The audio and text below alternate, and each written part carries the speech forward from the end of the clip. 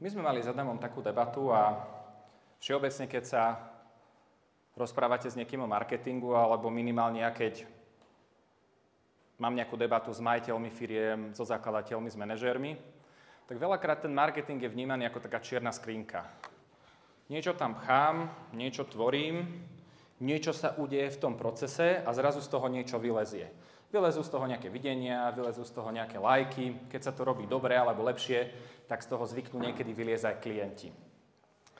A jeden z najväčších problémov, ktorý všeobecne v marketingu ako takom existuje, je merateľnosť. Ako to merať, ako to nastaviť, ako to vymyslieť tak, že keď na začiatku budem dávať nejaké vstupy, tak v tej čiernej skrinke sa udeje to práve to, čo potrebujeme. Čiže ja som vám dnes chcel otvoriť tú čiernu skrinku, ako to funguje znútra, budeme sa baviť o brandingu, budeme sa baviť o číslach, o štatistikách a aj o ďalších veciach, ktoré sa do toho celého pripájajú. Keď sa rozprávame o marketingu, tak máme tu takéhoto pána Vanamakera za nami a tento výrok asi určite poznáte, nejakú dobu dozadu povedal, že polovica nákladov, ktoré sú minuté na marketing, sú vyhodené von oknom. Kto s tým súhlasíte? Ruka hore. Super. Kto si myslíte, že je to viac ako polovica? Super. Tí, čo si myslíte viac ako polovica. Forbes pred pár rokmi napísal veľmi zaujímavý príspevok o tom, že vlastne viac ako polovica všetkých peňazí, ktoré sa strovia na marketing, sú vyhodené von oknom. Otázka je vždy ale, že ktorá je to tá polovica, alebo keď sa bavíme o tom, že je to viac ako polovica, tak treba zidentifikovať tie slabé miesta, ktoré sú potrebné odhaliť na to, aby marketing ako taký vedel byť funkčný. Štandardné veci, s čím sa ja stretávam, je ten, že po väčšine času problém začína z toho, že keď robíme marketing, komunikujeme niečo von, tak sa nestanovujú ciele. Nepovie sa, že čo by sme tým chceli dosiahnuť, chceli by sme zvýšiť predaj. OK, to je super, ale ako, kde, čo chceme predávať, komu to chceme predať a tak ďalej. Neurobí sa po väčšine času analýza trhu. Hej? To znamená, že vy vo väčšine času asi máte prehľad o tom, že čo tí vaši konkurenti robia, čomu sa venujú, čo predávajú, za koľko predávajú, ale aj ste si dali na to niekedy námahu, že ste si sadli, otvorili ste si ich Facebookčík a popozerali ste si, čo robia? Alebo ste si prešli ich web, akým spôsobom komunikujú, čo robia, čo nerobia a urobili si také spísanie všetkých tých aktivít, ktoré robia. To je jedna z ďalších vecí. Niekedy sa nedobre nastavuje cielenie, niekedy sa tam robí proste nekvalitný obsah. Potom sú otázky rozpočty, koľko peňazí dať do jednotlivých kampaní, aby to na konci nejakým spôsobom fungovalo a rád nejakých ďalších vecí. To, čo vám ja dneska chcem dať, ja vám chcem dať úplne vhľad do našej kuchyne, keď staviame marketingovú stratégiu, čo všetko tam je, na čo sa to napája, ako to celé vyzerá, aby z toho vyliezlo niečo, čo má zmysel. Ja som sa vám ešte nepredstavil, moje meno je Daniel Čúr, niektorí vás poznáte, tí, ktorí ma nepoznáte, tak my sa v Prognese venujeme tomu, aby sme podnikateľom vedeli byť nápomocní v tom, aby ich biznis fungoval a rástol lepšie a rýchlejšie. Čo to znamená? Jedna z tých častí je marketing ako taký a to je téma, ktorej sa dnes budeme venovať. Ale ja verím to, že marketing na to, aby vedel byť funkčný, potrebuje mať správne prostredie. Potrebujete mať nastavené obchodné procesy, potrebujete mať nastavené finančné procesy a do tohto celého nejakú produktovú líniu, tá štandardná 4P poučka, Product, Price, Place, Promotion, to asi poznáte, a potom je tam Promotion, to je až 4. časť, predtým sú ďalšie 3.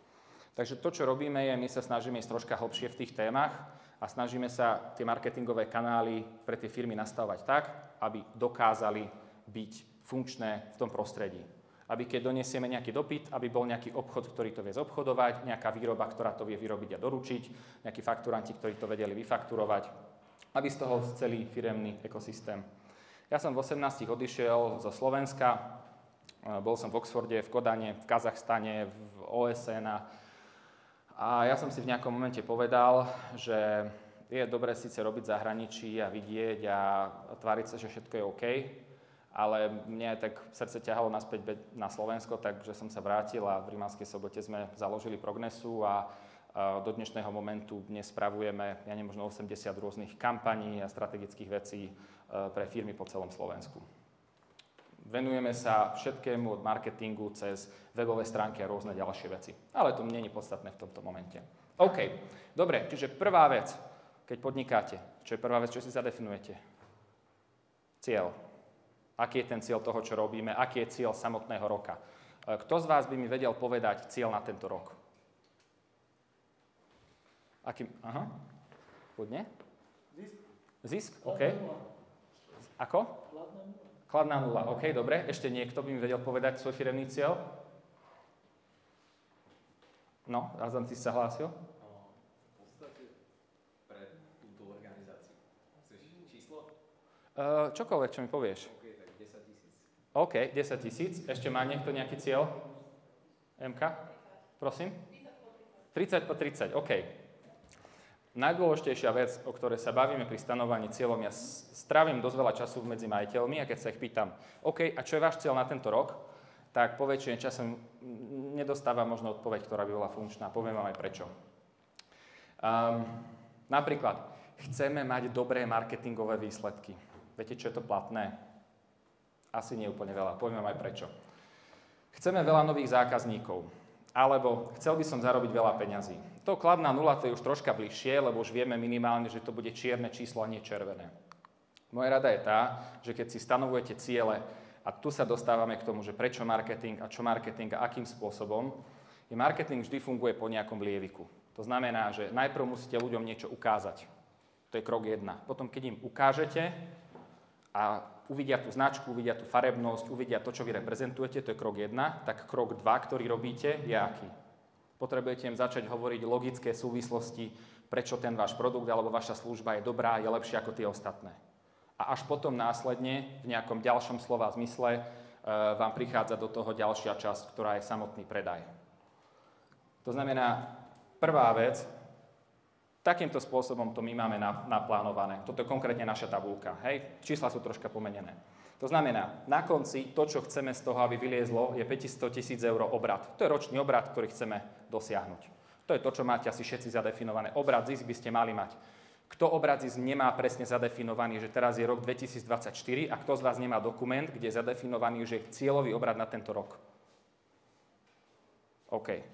To je prvá základná vec, ktorú robte. Už len keď si to napíšete, znamená, že sa k tomu viete vrátiť, viete sa na to pozerať z rôznych uhlov pohľadov. Čiže prvá vec toto je najdôležitejšia vec.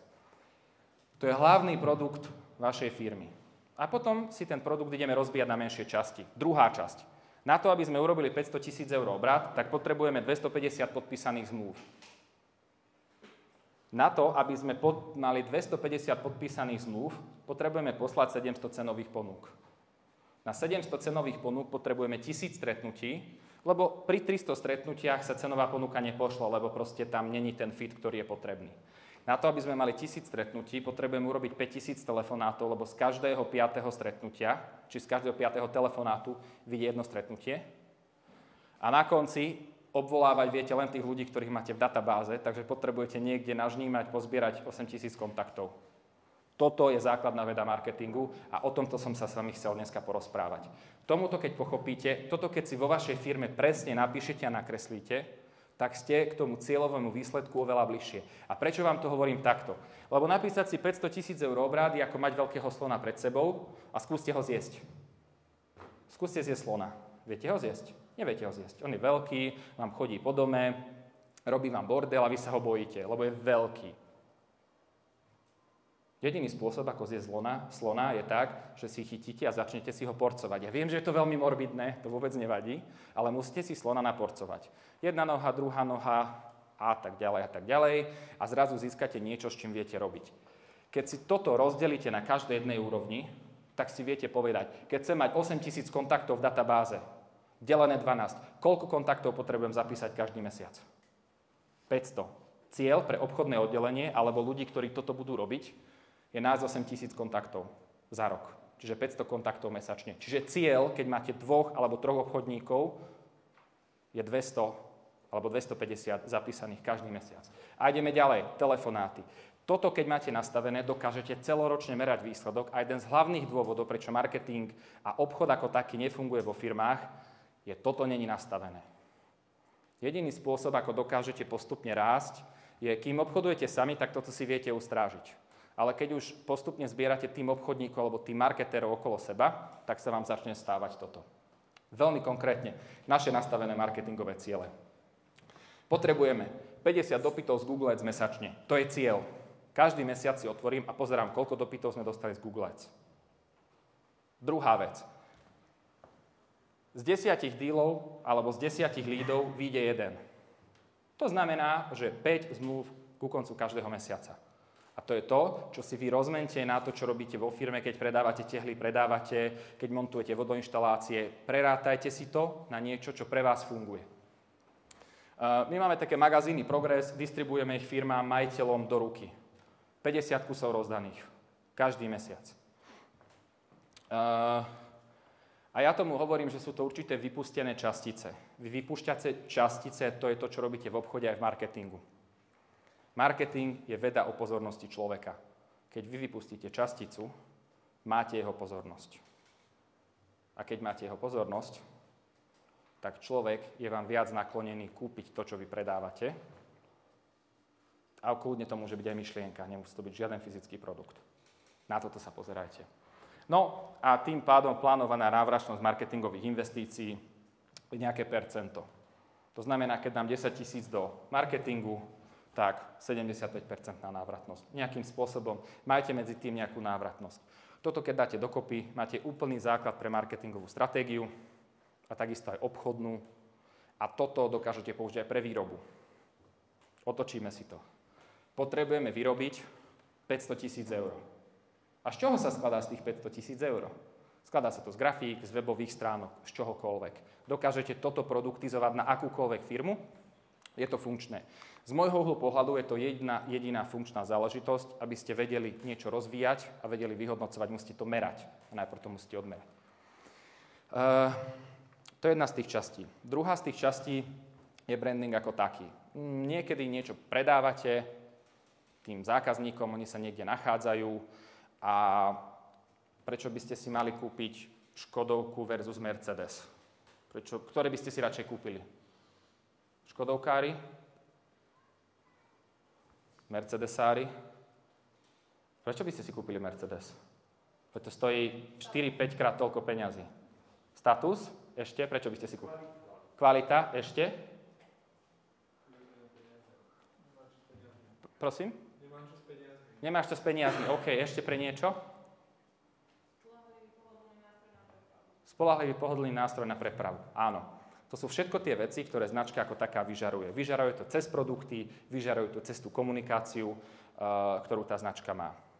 To znamená, pre vás je veľmi dôležité, keď budujete brand alebo značku ako takú, aby ste komunikovali to, čo robíte. Ale dôležitá vec je, prosím vás, neprepadnite vo väčšine času tej priemernosti, hej, že teraz všetci sú v mojom odvetví zelení a ja chcem byť tiež zelený. Ukážem vám veľmi konkrétnu kejsku. Firma sa volá, že Môj vianočný stromček. A keď predávate vianočný stromček, akú máte farbu?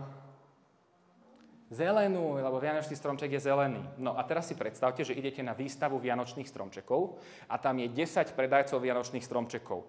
A všetci budú mať zelené stromčeky a zelené pozadie a zelené logo a zelené všetko. A zrazu tam bude niekto predávať modré stromčeky. Alebo teda stromček môže byť zelený, ale všetko okolo toho bude modré. Takže si to predstavte fyzicky, tu stoja všetci tí, do ktorého sa pôjdete ako prvý pozrieť. Prečo? Pretože zaujal, OK. Ešte nejaký dôvod? Pretože iný a tí zelení vyzerajú, že si rovnako ten modrý, tak bude pozrieť to jediného, čo nie je. Áno. To je presne to, čo sme robili. My sme tu mali dosť dlhú debatu s klientom, kde sme riešili tú vec, že či chceme alebo nechceme byť zelení. Toto bolo nakoniec logo, ktoré sa navrhlo. Je to zelené. Ale niekedy musíte urobiť práve to, že si poviete, že predávame stromčeky a budeme modrí. Prečo? Lebo je to iné. To znamená, nie vždy tá farba, keď si pozriete na všetky finančné spoločnosti, tak každá jedna sa snaží byť modrá. Svetlomodrá, bledomodrá, tmavomodrá a nejaké iné veci. A zrazu príde niekto s inou farbou. To znamená, niekedy sa váš brand môže byť, lebo to je evergreen, to je evergreen, čiže stále zelený. A prečo stále zelená značka je modrá? Z jedného jediného dôvodu, aby to upútalo, aby to bolo iné ako všetko ostatné. To znamená, keď sa pozeráte na predaj produktu alebo na marketing ako taký, je niekedy dôležité aj vystáť z tej konkurencie. O tomto vám ešte dneska budem hovoriť viac. Každopádne, čo vám chcem povedať, je niekedy sa vaša značka môže volať modrý trojuholník, ale vaše logo je zelený štvorec. A je to úplne v poriadku. A vám garantujem, keď budete rozdávať takéto vizitky, tak každý sa pri tom zastaví a každý si vás zapamätá. Buďte proste niečím iným, ako sú všetci tí ostatní. Hej? Je na to viac spôsobov.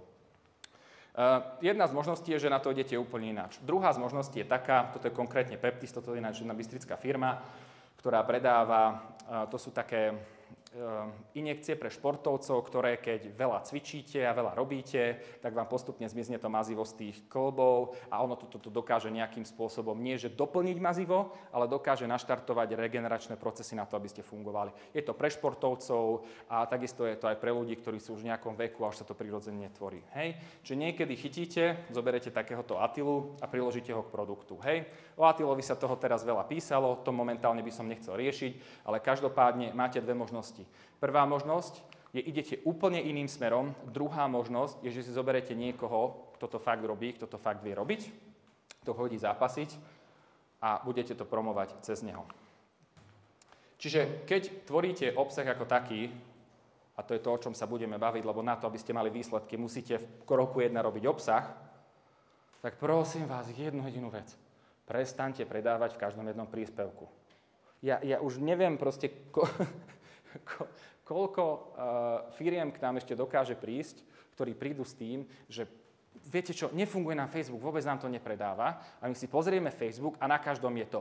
Tu mám pílku, akcia, kúp. Tu mám kosačku, akcia, kúp. Tu mám ja neviem čo. Hej. A keď si pozriete ten Facebook, tak to není o ničom inom, len kupuj. Hádajte, čo sa deje, keď sa takáto vec stane. Ten človek si to určite nekúpi. Lebo ľudia sú dnes alergickí na priamy predaj. Majú toho veľa, je strašne veľa informácií a tých ľudí musíte vedieť zaujať nejakým iným spôsobom. Čiže prvá vec, čo prosím vás robte, je vyvažujte. Hej, tu sa bavíme o tom, že toto je personálna agentúra, Europersonál. Jeden post sa volá áno, operátor výroby, pracovná pozícia, sales. Tu máš produkt, kúp ho, chyť ho. Druhá možnosť, ale sme len ľudia, sme na nejakej výstave, tu je majiteľ, tu je obchodný riaditeľ, takto sme vyzerali. Toto už nie je sales, toto je už o tom, čo my ako firma robíme, v čo veríme a akým spôsobom sa prezentujeme. Dajte viac dôrazu na toto. Nie vždy predaj je najlepší predaj. Niekedy na to, aby ste vedeli predať, ten zákazník vás potrebuje spoznať, zistiť, kto ste a zistiť, akým spôsobom fungujete. To znamená, že keď sa pozeráte na značku a na produkt a na priestor, v ktorom fungujete, tak prvá vec, ako sme si povedali, zoberte si každého jedného konkurenta. Poznáte svojich konkurentov? Kto pozná svojho konkurenta? Ruka hore. OK. Keď nepoznáte, tak buďte takí dobrí, do Google si napíšte to, čo predávate a pozrite sa na prvých 10 firiem, ktorých vyskočí. To sú všetko vaši konkurenti. Keď ich poznáte, tak domáca úloha na dnešný večer, otvorte si webovú stránku každej jednej tej firmy a otvorte si vašu. Povedzte, či je lepšia alebo horšia. Úprimne. Však prečo nie? Druhá vec. Napíšte si do Google to, čo predávate a zistite, či tam ste alebo či tam nie ste. Či ste na prvej strane alebo ste na 45. Otázka je vždy, samozrejme, každý chce byť na prvej strane Google, možno to nie je, takže postupne sa vytvárajú nejaké pozície. Ale každopádne tá najdôležitejšia vec je popozerajte sa, z akých rôznych smerových tabúl sa k vám tí ľudia vedia dostať a keď sa dostanú, tak ako to vyzerá. Ako vyslovene, keď máte fyzickú predajňu, máte tam špinu v rohu a máte zamestnanca, ktorý sa rozhodne, že teraz nebude odpovedať na blbé otázky, lebo na to akurát nemá deň, tak hádajte, presne rovnakým spôsobom funguje vaša digitálna identita. Všetko, čo robíte v digitále a vo vizuále a v tom nejakom svete, ktorý existuje, to je len zrkadlo bežného sveta, ktorý máte. Je to presne to isté. Keď máte e-shop, e-shop je vaša digitálna predajňa. Rovnaká, ako keď ju máte niekde na ulici. Len to predávate v digitálnom svete. Všetko ostatné sa tvária a funguje rovnako. A popozerajte sa, či náhodou nie ste úplne rovnakí ako oni. Dokonca pri tomto klientovi, vrátim sa ešte sem, oni sa volajú, že môj vianočný stromček. A na Slovensku ešte existuje super vianočný domček, super vianočný stromček, dobrý vianočný stromček, vianočný stromček pre teba.sk, hej. dobrý vianočný dom, dobrý vianočný stromček, no proste, chápete? To znamená, keď sa rozhodnete, že idete budovať značku pre vianočný stromček, tak vybudujete celú kategóriu, nie svoju značku. Každú reklamu, ktorú pustíte na môj vianočný stromček, to si nikto nezapamätá reálne.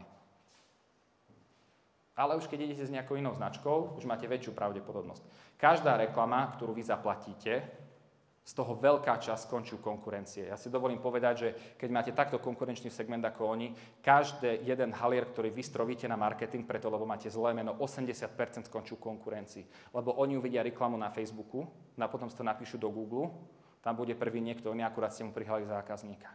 Veľmi dôležité, meno, taká vôbec zásadná vec ako meno, prosím vás, nedávajte si meno podľa kategórie. To je prvá vec. A ešte vám k tomu poviem jednu veľmi zaujímavú vec. My sme mali jedného zákazníka, ktorý predáva čaje. To je jeden z najväčších predajcov čajov. A oni chceli začať predávať zdravú výživu. Hádajte, ako sa volala doména. liečive-čaje.sk. Chcete tam predávať zdravú výživu. Hádajte, akú s tým máte šancu. A my sme mali veľa debát o tom, že liečive-čaje.sk asi nie je úplne vhodná doména na predaj zdravej výživy. Neúplne sme uspeli, ale každopádne len aby ste vedeli, že v čom môže nastať problém. Keď, prosím vás, vymyslete si radšej nejaké abstraktné meno, ktoré si overte cez ochrannú známku, či to existuje, neexistuje, zaregistrujte a budujte novú značku. Nechoďte, netlačte sa do kategórie s menom kategórie. No, ešte si k tomu niečo povieme. Tu vidíte 4 džemy. Ktorý z nich sa vám najviac páči? Extra. Dobre, ešte. Takže poďme, komu sa páči prvý, komu sa páči druhý, komu sa páči tretí, komu sa páči štvrtý. OK. Dôležitá vec, keď sa budeme baviť pri džemoch, je ináč, je to jeden z našich klientov, takže vám otváram veľmi interné veci, ktoré sme prechádzali počas toho, ako sme tú značku tvorili. Ale keď sa popozeráte na to, ako ten trhový segment funguje, tu je o tom, že každý jeden reprezentuje niečo iné. Áno, všetci vyrábajú a predávajú džemy a ten džem je, čo sa týka zloženia, veľmi podobný, lebo máte potravinárskú reguláciu, ktorá vám povie, čo je džem a čo nie je džem a nič iné nemôžete predávať. Ale každopádne dôležitá vec je tá, že keď budujete značku, vždy hľadajte niečo, čo je rozoznateľné. To znamená, tento vrchnák s tým šrafovaním je všade. Vidíte to v príspevkoch, vidíte to vo všetkých brožúrach, vidíte to všade. Tá šrafovanosť, tá vrchná časť a farebnosť je vždy zachovaná úplne rovnaká. Či je to plagát, či je to logo, či je to akýkoľvek materiál, ktorý je vypustený do sveta. Keď točíme videá, vrch videa je šrafovanie.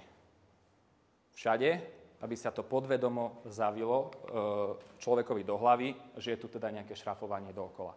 To, nakoľko a ktorý z tých obalov sa vám najviac páči, to je druhotná vec, ktorú momentálne budeme riešiť, že ktorý pohár ako vyzerá.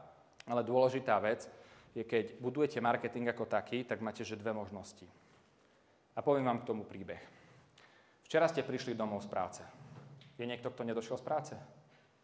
Dobre, prišli ste domov z práce a mali ste takú cestičku krížom, prišli ste, zložili ste si kľúče, zhodili ste si košelu alebo niečo iné a sadli ste si na gauč. Pamätáte si presne, aké kroky ste spravili? Že včera, ako ste prišli domov, nezaujímať dni predtým, ako si to vymyslíte. Pamätáte si včerajší čas, ako ste prišli domov? Kto si to pamätá? OK, hej, tam je tomu, že 25%. Prečo? Dôvod je ten, že váš mozog je extrémne inteligentný, ale nie úplne vždy.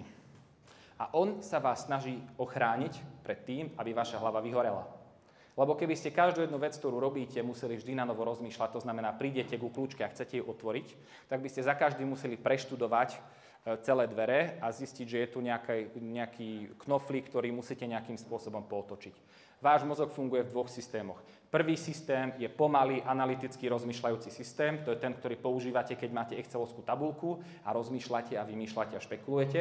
A druhý je taký automatizovaný systém, kde váš mozog sa snaží minimum energie a len urobiť robotu. A keď vy scrollujete na tom Facebooku takto, hladkáte ten telefón, tak váš mozog je totálny automat. Že úplný automaticky idete a niekde sa ten váš prst zastaví. A ten prst sa zastaví na niečom, čo vás zaujme, čo sa pohne, čo vo vás vyvolá nejaký dojem. To je to, o čom sa bavíme, keď sa bavíme o brandingu, marketingu ako takom. Čiže keď si rozbijeme ten trh ako taký, tak každá jedna z tých značiek má svoju vlastnú pozíciu. A to je ten dôvod, prečo sa predávajú aj Škodovky, aj Mercedesy, aj Volkswageny a takisto sa predávajú Rolls-Royce. Je to úplne v poriadku. Nie vždy znamená, že musíte byť najlacnejší, ale že musíte byť najlepší alebo musíte dať najviac hodnoty za tie peniaze. To nie je vždy fakt. Fakt je to, aby ste si obsadili pozíciu na trhu a vždy ste tlačili tú obsadenú pozíciu. Najideálnejšie. Takže Riso Jam je slovenský, je detský, je zábavný, snaží sa prinášať ľudskosť, všetky príspevky, všetko okolo toho ide to, že je to chuť sladkého ovocia z detstva v poháriku. To je Riso. Potom Hame. Hame asi poznáte, veľká korporácia, sú skôr známi pre paštiky, ale každopádne je to známa značka, tiež majú k tomu nejaký positioning. Schwartau je to nemecká kvalita, snažia sa byť nejakým spôsobom farebný, OK. A Bon Maman je proste exkluzívny francúzsky džem, ktorý stojí 4-krát toľko ako všetky tie ostatné a tiež to má svoju pozíciu na trhu. Aká je dôležitá vec? Viete, kto na Slovensku predá najviac? Toto. Viete prečo? Pretože sa dokázali prispôsobiť najväčšiemu počtu ľudí. Na to, aby dokázali byť majoritným produktom na trhu. Hej? Čiže zo všetkých na Slovensku ešte asi ďalších nejakých 8 džemových produktov, ale Riso dnes robí asi 30% slovenského trhu, čo je dosť. Keď robíte 30% v takom trhu ako džem, tak ste frajeri a funguje to veľmi dobre. Dôležitá vec je vždy, všade buďte konzistentní. A čo robí Riso, je oni merajú každú jednu vec, každý jeden marketingový náklad, kde sa im to, akým spôsobom, kde im to vychádza. A oni ešte majú jeden ďalší problém a to je ten, že nepredávajú priamo nič. Oni vyrobia, predajú Kauflandu, Tesku, komukoľvek inému a oni to predávajú ďalej. Hej? Čiže my keď sme stavali značku a stavali sme kanály, ktoré mali tú firmu doviesť k tomu, aby boli rozpoznateľní, aby boli funkční, tak sme sa na to pozerali, že kto rád papá džem? Asi skoro všetci, nie? Kto rozhoduje o nákupe džemu do domácnosti? Skôr muži, ženy? Ženy, OK. Prečo? Lebo väčšinou majú na starosti veci, ktoré sa týkajú tohto, chodia viac nakupovať a tak ďalej. Proste je tam nejaké to správanie, prečo to vychádza. Sú to buď mami, alebo staré mami, takže my, čo sme prvá vec, čo sme si urobili, a toto si urobíte každý jeden z vás, vytvorte si vašu persónu, hej, to je proste nejaký zákazník, dôležitý zákazník, ktorý u vás nechá v priemere najviac peňazí. A my sme si povedali, že je to Lucia, ktorá má 37 rokov, býva v Rimavskej Sobote. Stará sa o rodinu, má manžela, chodí na zumbu s kamarátkami, až do takýchto detailov chodte. Prečo? Lebo zistíte, že možno zumba vie byť priestor, kde tú značku dokážete propagovať. Rozbite si toho človeka na cucky. Na čo najmenšej časti. A potom si poviete, že aký ten človek má problém. No, rada varí, ale má rada skratky, asi si nechce zavárať každý rok džemík, tak sa rozhodne, že si ho kúpi. Kde ju nájdeme? No, sedí na Facebooku, pozerá recepty, na Instagrame, alebo chodí na portály s receptmi. To znamená, máme Luciu, to je táto Lucia, ktorú sme si tu zadefinovali. A Lucia potrebuje prísť do supermarketu a kúpiť si džem. A medzi tým je nejaký proces. A to, čo sme urobili, je spísali sme ten proces. Čiže ľudská scrolluje na Facebooku a vidí našu reklamu Risa. A potom, čo urobí? Čo si myslíte, že urobí, keď Lucia vidí našu reklamu Risa na proste super krásnu, úžasnú reklamu? Viete, čo urobí? Klikne, ešte dačo? Áno. Lucia neurobí absolútne nič, lebo je to 457. reklama, ktorú ona v ten deň uvidela a ona garantovane neurobí nič, lebo sme ukázali len jednu vec. Ale medzi tým príde na Instagram, medzi tým príde na webovú stránku, kde sú recepty, medzi tým chodí niekde inde a je vždy všade nejaká reklama, ktorá sa jej objaví, ktorá ju začne naháňať. A keď koná 11. reklamu od Risa, v tom momente začne rozmýšľať nad tým, že si od nás ten džem kúpi. Veľmi jednoduché. Čiže keď poviete, že no viete čo, marketing nám nefunguje, tak je to väčšinou preto, že 3 mesiace robíme reklamu na Facebooku, potom 3 mesiace robíme na Instagrame, medzi tým skúšame zase niečo iné a keď to celé krútite dookola, tak vy ani nemáte rok, aby ste vôbec vyhodnotili, čo vám funguje. Nemáte na nič dosť času, aby ste rozhodli. Marketing je vlak. Vlak je ťažký, vlak je veľký a vlak treba tlačiť. Musíte tlačiť a v nejakom momente, keď ho roztlačíte, tak chcete nasadnúť a nejaký čas sa viete pozerať dookola, že ako to funguje a akí sú tí účtovia okolo. Dôležitá vec, prosím vás, buďte konzistentní a keď si raz nastavíte parametre a raz sa rozhodnete, že idete robiť Facebook, tak ho robte celý rok a potom rok sa k tomu vráťte. Ale vráťte sa k tomu o 2 mesiace, vyhodnocujte, čo sa podarilo, čo sa nepodarilo, ale hodnotiaci čas je vždy rok. Ešte keď niečo zapnete, nevypnite to po 3 mesiacoch, že to nefunguje. Aj Coca-Cola potrebovala 100 rokov, aby mala značku takú, ako má. Nebolo to z jedného dňa na druhý. No, čiže takto sme začali, oni si to predtým nejakým spôsobom robili sami, mali nejakých 300 lajkov a teda takýmto nejakým spôsobom to vyrastlo. A vyrastlo to prečo? Pretože sme boli konzistentní. Nastavili sme jednu identitu a áno, niekedy to už bolo o tom istom, ale to je jedno. Išli sme v tých kolajach ďalej a postupne ako toto je už asi 3. alebo 4. rok, čo robíme, tak takto vyzerá ten stav. Len možno, aby ste mali nejaký prehľad. Toto nie je čisto naša robota, to je spoločná robota. Oni rozbehli obchodné aktivity, my sme im k tomu postavili marketing a proste idú, šlapajú, makajú a tento rok sa stali najväčším výrobcom džemov v Strednej Európe. Prečo? Lebo sú sakra konzistentní. To je to, čo prosím vás. No, ale keď meriate rôzne výsledky a dáta a všetky tie ďalšie veci, tak nestačí merať len, koľko máte lajkov, páčikov a rôznych ďalších vecí. Vy potrebujete merať aj to, že ako máte produktivitu výroby, lebo niekde ste to predali a niekde to musíte vyrobiť, alebo produktivitu obchodu. Kto z vás ste v službovom segmente, že robíte nejakú službu, ruka hore? Okay. Kto z vás ste, že obchod, že niečo predávate, že nakúpite, predáte? Dobre, a kto z vás vyrábate? OK, čiže výroba a služby. Vo väčšine času. OK. Ešte jednu vec sa vás opýtam. Kto z vás ste vo firme, že vás je viac ako 5? Ruka hore. OK, viac ako 20? Dobre, čiže asi tu niekde sa hýbeme. V nejakom momente rastu firmy idete na to, že vy ako majiteľ alebo vy ako manažer tej firmy sa dokážete venovať na pár veciam naraz. A jediné, čo sa za vás dokáže venovať iným častiam firmy, sú dáta, ktoré zbierate. A to je to, či sme pri marketingu, či sme pri efektivite výroby, či sme pri ktoromkoľvek z týchto častí. Jediná vec, ktorú vy dokážete mať, sú dobré čísla. Keď chcete postupne škálovať, tak škálujete obchod, marketing, výrobu, čokoľvek, tak potrebujete jednu extrémne dôležitú vec. Čísla. Konzistentné čísla. To isté číslo na začiatku roka a na konci roka. Nie iná sada čísel, nie iný spôsob, skade si to pozbierate. Nastavte si parametre, ktoré zbierate a vždy zbierate a už ich neuberate. Radšej k nim pridávajte. Vy ako manažer potrebujete mať jednu veľkú tabuľku, ktorú si otvoríte a zistíte, koľko máte stav účtu, koľko nových dopytov vám došlo za posledný týždeň, koľko, aby ste vy vedeli robiť tie správne rozhodnutia. A rovnaká vec platí aj do marketingu. A teda zbierate zákazníckú spokojnosť, zbierate náklady, čo vás koľko stálo, zbierate obchod a marketing, koľko vás stáli obchodníci, koľko vás stál marketing, koľko išlo do budžetu na Facebooku, na Instagrame, na rôznych miestach. A následne z tohto celého tvoríte jeden systém, ktorý funguje. Čiže tá čierna skrinka, o ktorej sme sa bavili, je preto čierna, lebo v nič nemeriate. A tie dáta, ktoré máte, sú takým maličkým svetlom do toho, aby ste vedeli budovať napríklad brand. Ako veľmi jednoducho dokážete odmerať napríklad brand ako taký, že aký ste šikovní, nešikovní a tak ďalej. Čiže ako by ste vyodmerali silu vašej značky? Spýtam nejakého človeka, či o niečo vie. OK, dobre, ako by to prebiehalo?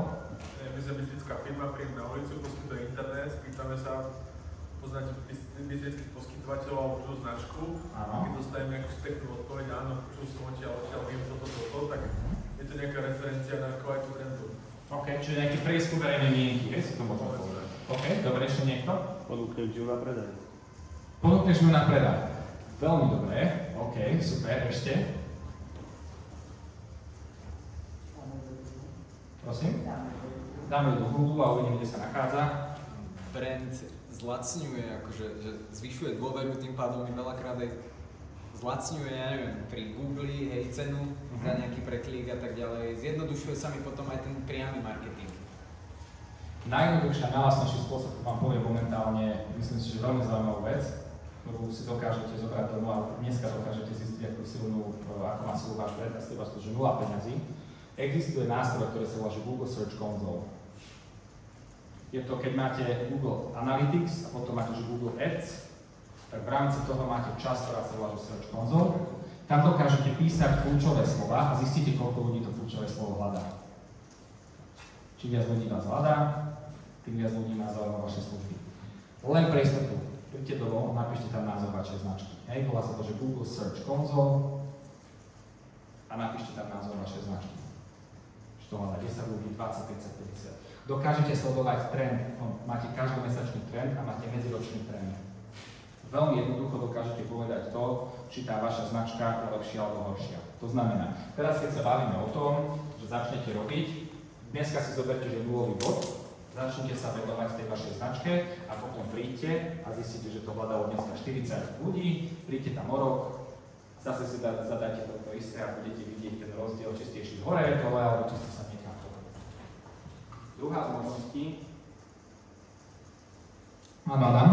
Brandové aktivity potom zvyšujú akoby hľadania na tých konkrétnych fashion na Google napríklad, že je v tom korelácia, že keď ja čím viac stvorím tej brandovej aktivity kvázi, tým viac môžem akoby potom merať na Google tie výsledky? Áno. Okay. Áno. Máte tu niekto nejaký iPhone-ový telefón? Môžem si od niekoho požičať iPhone-ový telefón? Telefón? Ja ho potrebujem, nezáhľadne. A máte niekto iPhone-ový telefón? Nemáte nikto iPhone-ový telefón? Nie iPhone-ový? Nie. Dobre, máme tu 2 telefóny pred sebou. Tento má jablčko vzadu, poznáte ho? Tento má vzadu, tu vzadu nemá nič, hej? Ale už vraj to vyzerá, že Samsung to tu píše. No, pre ktorý telefón by ste boli ochotní dať viac peniazí? Dobre, ruka hore, to je ten s tým jablčkom. Dobre, a to je ten Samsung, ruka hore. Prečo Samsung? Je to moja značka celý život. OK, dobre.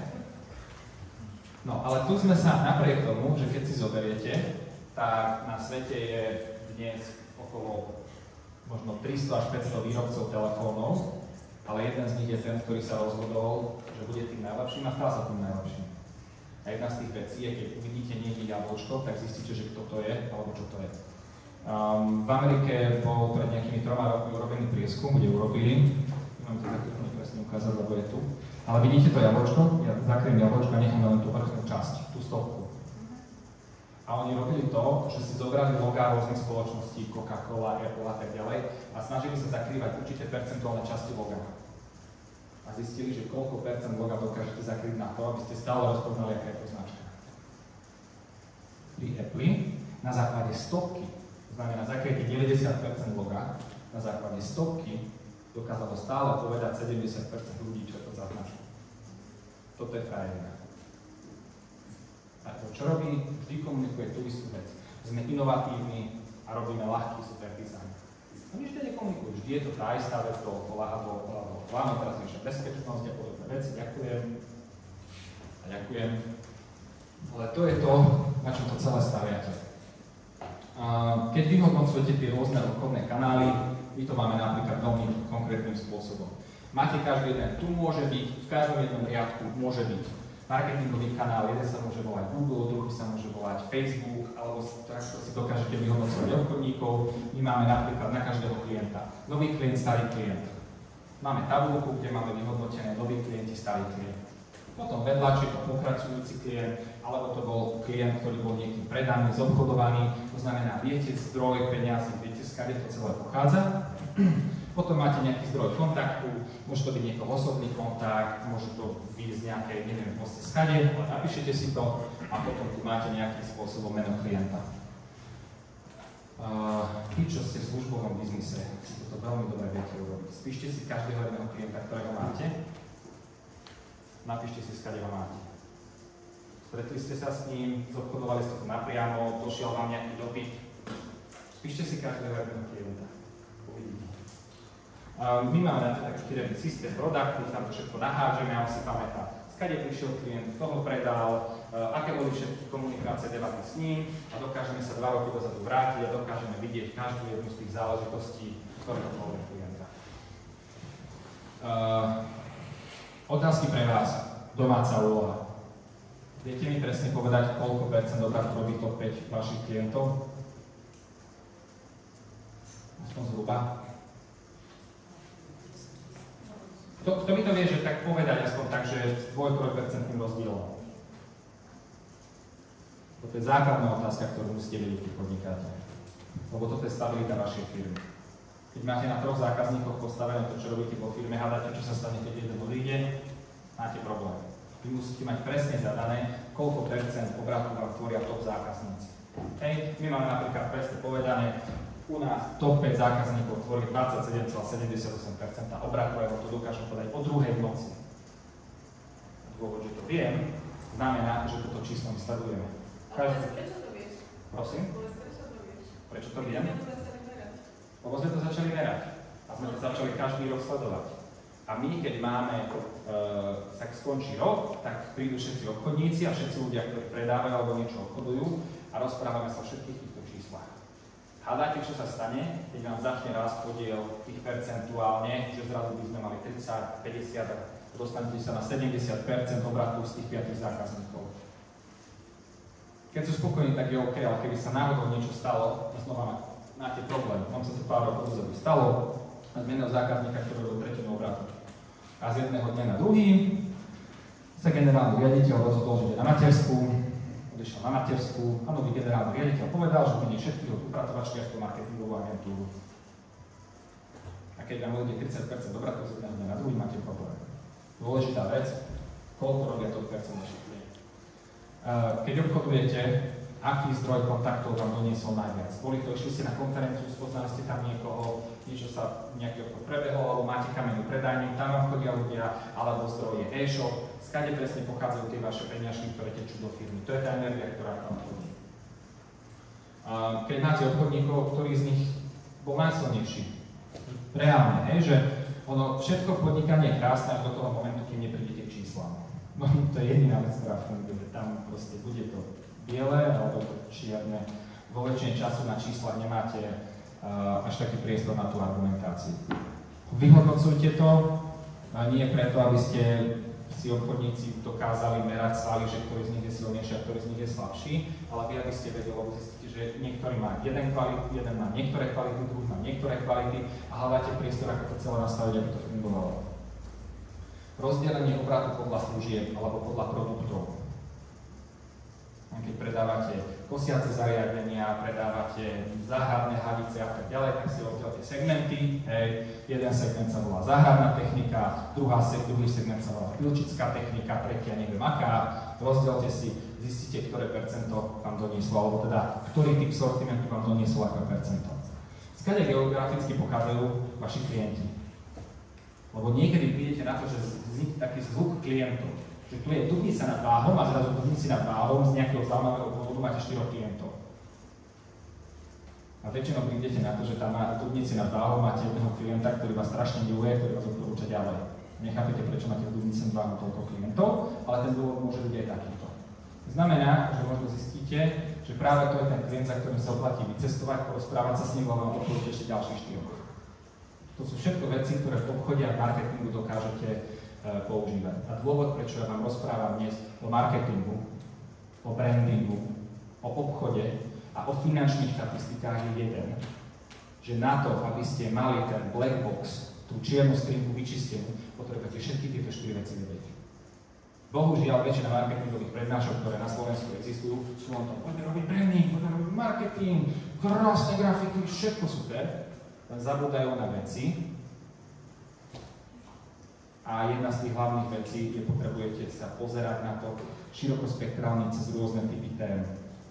Ešte raz. Obchod, marketing, značka, alebo teda tá je súčasťou marketingu a na konci máte čísla.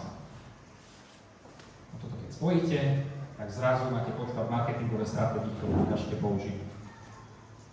Ale dôležitá vec je, buďte prirodzene zvedaví. A prečo to tak funguje? A je to tak dobré? A to, že to tak robíme 2 roky, znamená, že To robíme, lebo to má zmysel už po 2 rokoch. Hej? A veľakrát prídete k tomu, že niektoré veci sa čisto robia proste, aby sa robili, a potom sú zase veci, ktoré nerobíte, ale by mali. A ešte jedna dôležitá vec. Môj názor, keď máte nejakú paletu služieb alebo paletu produktov, chcete a rozhodnete sa, že chcete navýšiť obrat alebo zisk, alebo proste chcete doniesť viac peňazí do firmy. Radšej sa rozhodnete, že idete predávať tie, ktoré sa vám nepredávajú, vyťahnete hore, alebo si zoberiete topkové produkty a tie budete promovať. Do ktorého by ste sa pustili? Topkový produkt, dobre. Kto by si povedal, že chcem si vytvoriť proste akože nový segment? Hej, že poďme, že nový segment, kto by chceli, že mám nový segment, idem ho rozbehnúť a donesem viac peniazí do firmy? Dobre. A kto by predával existujúce produkty? Alebo také, ktoré zarábajú? A zvyšní ste nerozhodnutí? OK. No, môj názor je na to taký, že strašne záleží. Keď ste s tým produktom dosiahli vysokú trhovú penetráciu, to znamená, že 40% všetkých zákazníkov, ktoré, ja neviem, predávate vložky do topánok, ortopedické vložky do topánok, to je jedno, a 70% slovenského trhu používa vaše vložky do topánok, tak už vy ste trh. Vy tým pádom nebudete hovoriť, že moja vložka do topánok, Eviklin, neviem, to sme si povedali tú značku, je tá najlepšia, ale už budete predávať vložky do topánok. Z ľudí, ktorí si kúpia vložky do topánok, 70% ide k vám. Vy ste, správate sa ináč. Kým toto ste nedosiahli, tak niekedy sa firmy snažia príliš rozkročiť široko, lebo chceme ďalší produkt, lebo tento nám už nejde, tak ešte ďalší. A nakoniec skončíte na tom, že predávate 300 miliónov vecí a nič vám z toho poriadne nefunguje. Môj názor je predtým, ako sa rozhodnete, že urobíte nové produktové portfólio, predávate tie existujúce. Lebo väčšinou viete to robiť, máte na to zručných obchodníkov, máte na to vyvinutý systém, aby ste to predávali. Keď idete do nového produktu, zase je to niečo naviac, musíte sa naučiť. Tak. Keď je to taký segment, že vidíte, že je to bombové a do budúcna vám to bude prinášať peniaze, choďte do toho. Hej. Môj názor je taký, primárne, keď robíte marketing, vždy na produkty, ktoré sa vám predávajú. Nie na produkty, ktoré sa vám nepredávajú, a niekde sú tam ľadom a mám 3 balíčky niečoho, čo chcem predať. Aj to môžete, ale po väčšine času tá efektivita tam nevychádza dobre. Čiže, ako sme si povedali, postavte si lievit. Koľko ľudí videlo vašu reklamu tento mesiac? Koľko ľudí si kliklo na vašu webovú stránku? Koľko ľudí k vám prišlo do predajne, alebo s koľkými ľuďmi ste mali nejakú konzultáciu? Koľko ste poslali cenových ponúk a tak ďalej? A toto si celé dajte dokopy. A potom rátajte medzi tými jednotlivými časťami násobky. Potrebujem poslať 10 cenových ponúk na to, aby traja povedali, že ideme do spolupráce, alebo že chcem to, čo predávaš. Máte riedy. A keď vy meriate v každej jednej tej časti, vy hneď vidíte, kde sa niečo pokazilo. Napríklad, znížila sa nám percento úspešnosti, že už z 10 cenových ponúk, ktorých pošleme, sme kúpili len jeden v priedene. Automaticky viete, že počet odrazení máte rovnaký, počet kliknutí máte rovnaký, ale niečo sa stalo medzi tým. Automaticky viete, kde v tej firme hľadať problém. Je to jediný spôsob, ako sa dokážete rozhodovať už pri firme určite. Keď máte firmu o 2-3 ľuďoch, čím skôr to začnete robiť, tým lepšie. Ale není to až tak nutne potrebné k vášmu prežitiu, až riadite viac ako 5-6 ľudí, to musíte robiť. Hej. A keď to vy neviete robiť, napríklad ani ja to nerád robím, lebo som neúplne až tak systematický, ja vymyslím, urobím, spravím, nastavím, ale potom už, až ma tak tie veci možno nezaujímajú, tak si nájdete manželku, kolegyňu, niekoho, kto je proste systematický, kto vám dokáže tie čísla zapisovať a dokáže vám ich pomôcť vyhodnocovať. Ale vy musíte mať dáta, aby ste sa vedeli rozhodovať. Taká chulostivá otázka, že reklamné rozpočty alebo media budžety. Hej? Kto z vás si platí média mesačne? Že platíte Facebooku dačo, Instagramu dačo, Google Adsu dačo? OK? Dajte ešte raz, prosím vás, ruky. Čiže vy máte aktuálne pozapínané nejaké kampane. Koľko platíte na reklamné rozpočty? Môžeme si toto takto prejsť? No, mne sa zdá veľa, jej sa zdá málo. Dobre, suma. 1200, minulý rok 24 000 celkovo. Dobre, a čo robíte? Reštaurácie. Aha, OK, dobre. Tu bola ešte ruka hore niekde? Áno? 1000 mesačne. A robíš?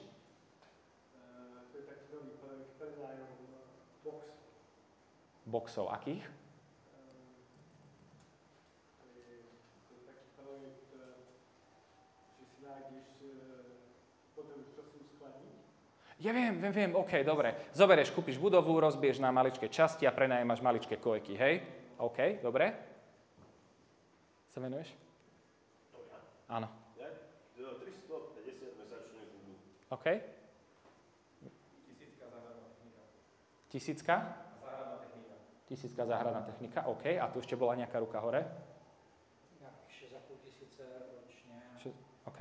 Dva dizajnových sietí dát. OK. A ešte tu boli tiež niekde ruky? OK, dobre. Myslíte si, že rozpočty, ktoré platíte dnes sú veľa alebo málo? Veľa. Málo. Dobre, keby ste to, čo platíte Facebooku alebo Google, teda na tie mediálne rozpočty vypli, tak by vám prišlo viac alebo menej peňazí? Koľko menej by vám prišlo? Tak to povedal, lebo je to vlak a ten vlak. Neviem to vyhodnotiť teraz. OK. Musím to vyhodnotiť do 3 mesiace.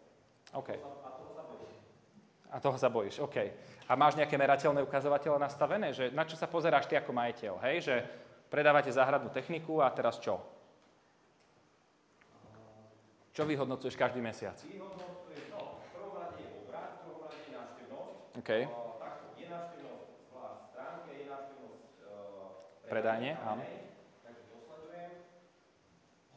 Čo je to ešte takéto? Lídy, pokiaľ sú priame lídy, že je to kampaň produktová, tak lídy. OK. Takže nejaký 4. Dôležitá vec, nemusíte nastavovať extrémne veľa, ale nastavte si nejaké parametre, aby ste to vedeli sledovať. Čiže keď sa volá, že lídy, tak kľudne, ja viem, že je to všetko vlak, ktorý má nejaký dobeh, ale urobte prvú vec, zdvojnásobte marketingový budget. Ja viem, že vás to bude nejaké 4 mesiace bolieť, nechajte to 4 mesiace bežať, uvidíte. Išlo hore, išlo dole, nezmenilo sa a tak ďalej. Viete sa s tým hrať. Otázka je, že ktorý mediálny budget je dobrý a ktorý mediálny budget je zlý. My máme väčšinou vždy debaty o tom, že fú, je to veľa, je to strašne veľa. Hej? A potom moja otázka zvykne byť, dobre, tak to vypnime. To nechceme vypínať.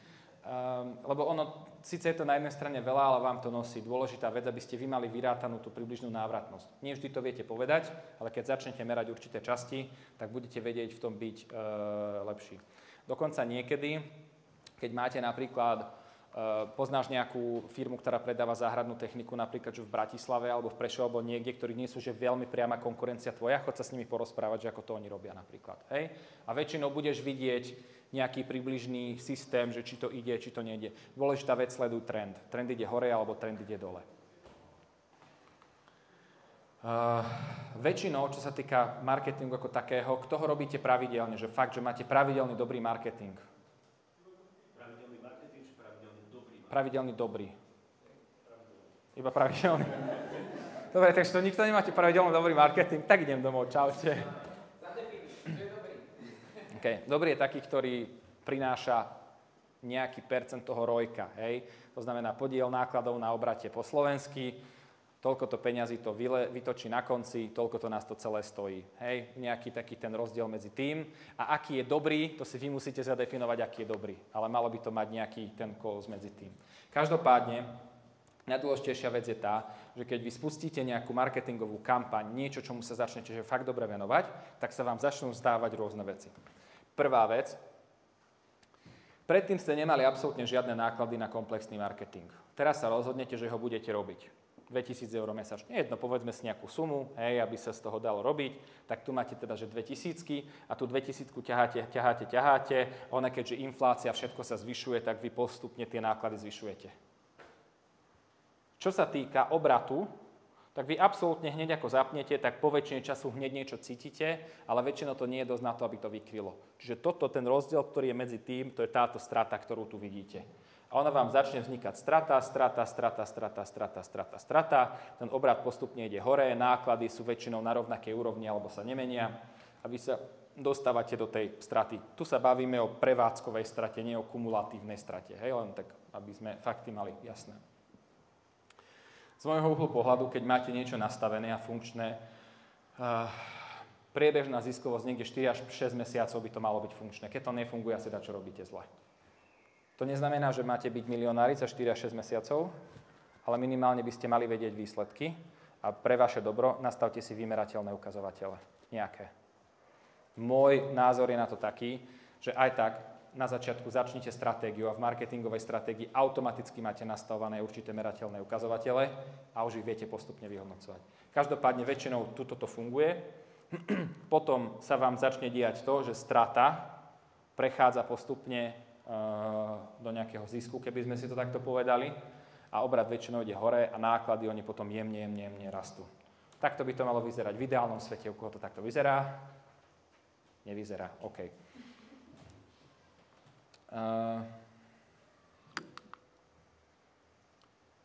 Možno ešte jedna jediná vec, na ktorú zabúdame, je pýtate sa vašich klientov, že čo sa vám páči na tom, čo robíte, ale že priamo na tú marketingovú komunikáciu zvyknete sa ich na to pýtať? Áno? Či vás vnímajú na sociálnych sieťach, či už od vás niečo uvideli, normálne proste čisto sa ich opýtať. OK? A robíte to aj niekto systematicky, že napríklad máte mailové zoznamy zákazníkov, pošlete im nejaký mail, kde ich odmeníte za to, že vám to povedia? Dobre? My čo robíme? My sa snažíme urobiť to, aby sme raz do roka obvolali fyzicky každého jedného zákazníka. Najlepšie to funguje? Áno, keď ich máš tak veľa, tak to nevieš, ale minimálne veľkoobchodných si napríklad, alebo takých, ktorí sú firmy, si vieš obvolať. Normálne dotazník a klikačka. Dobrý deň, tu Zuzka z Prognesy. Aký máte dneska deň? Všetko dobré a tak ďalej. Mám na vás 3 rýchle otázky. Prvá otázka, druhá otázka, tretia otázka. Tie otázky, aké majú veci na startujú. Ale keď chcete vidieť aj to vnímanie takých zákazníkov, tak sa ho pýtate, že na čo si spomeniete, keď počujete našu značku a niečo vám povedia. Píšte si to a potom si viete vyhodnocovať kľúčové slová, dáte to do tabulky, máte z toho nejaký výstup.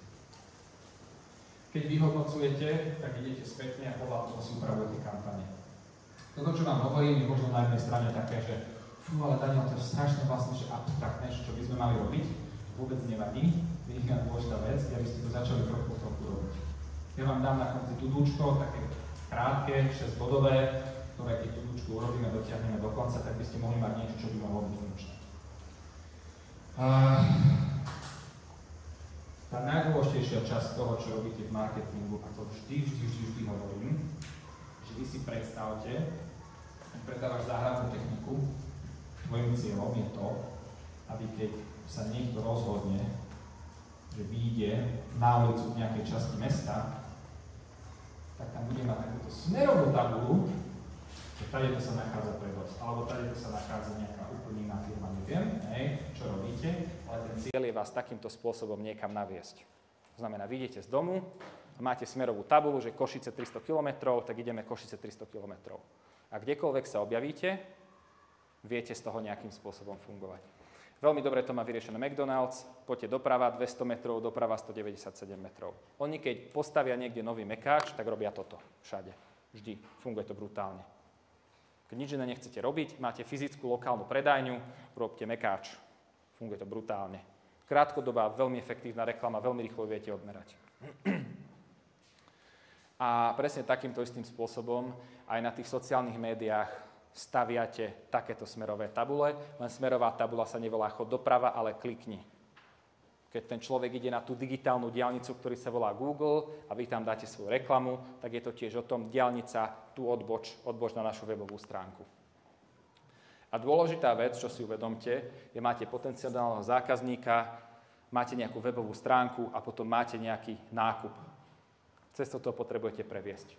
Facebook, Google, počúva podcast, vidí banner na rôznych a tak ďalej. Spíšte si všetky možné veci, ktoré by ste mohli a vedeli robiť a potom si stade vyškrtajte tie, ktoré si nemyslíte, že majú úplne dobrý zmysel a začnite s niečím. Nie je to vždy o tom, že to potrebuje stať strašne veľké peniaze, ale potrebujete to robiť konzistentne nejakú dobu, aby ste vedeli vyhodnocovať. Keď neviete, nájdete si na to niekoho, kto vám s tým pomôže, ale toto je základ toho, čo robíte. Ako som vám povedal na začiatku, marketing je veda o pozornosti človeka. Jediná vec, čo robíte, hľadáte pozornosť. Ja to pred vami stojím, mám vašu pozornosť. To isté potrebujete robiť s vašou značkou, niekam ju postaviť a potiahnuť na to pozornosť. A jedna z tých hlavných vecí, čo je marketing a ako sú na to popripájané ďalšie veci, je, viete si predstaviť púpavu. Púpava je akože rastlina, ale ja tomu hovorím, že je to jeden z najinteligentnejších živočíchov na svete, čo sa týka svojho bytia a prežitia. Lebo ona, keď odkvetne, tak vám zostanú také maličké čiastočky, ktoré lietajú. A tá púpava si ich urobí tisíce.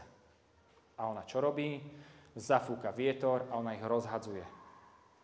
Ale tá púpava si uvedomuje, že z tých 1000, tých maličkých častí, dačo skončí na streche, dačo skončí pod autom, dačo skončí na asfalte. Ale nejaká časť z tých častíc priletí na úrodnú pôdu, zapichne sa a nejaká časť tých zapichnutých častí vyrastie. A preto, keď vidíte, tak vedľa púpavy je vždy ďalšia púpava. Marketing nie je o ničom inom, marketing je púpava. Robte púpavu. Zasievate a v nejakom momente z toho bude púpava.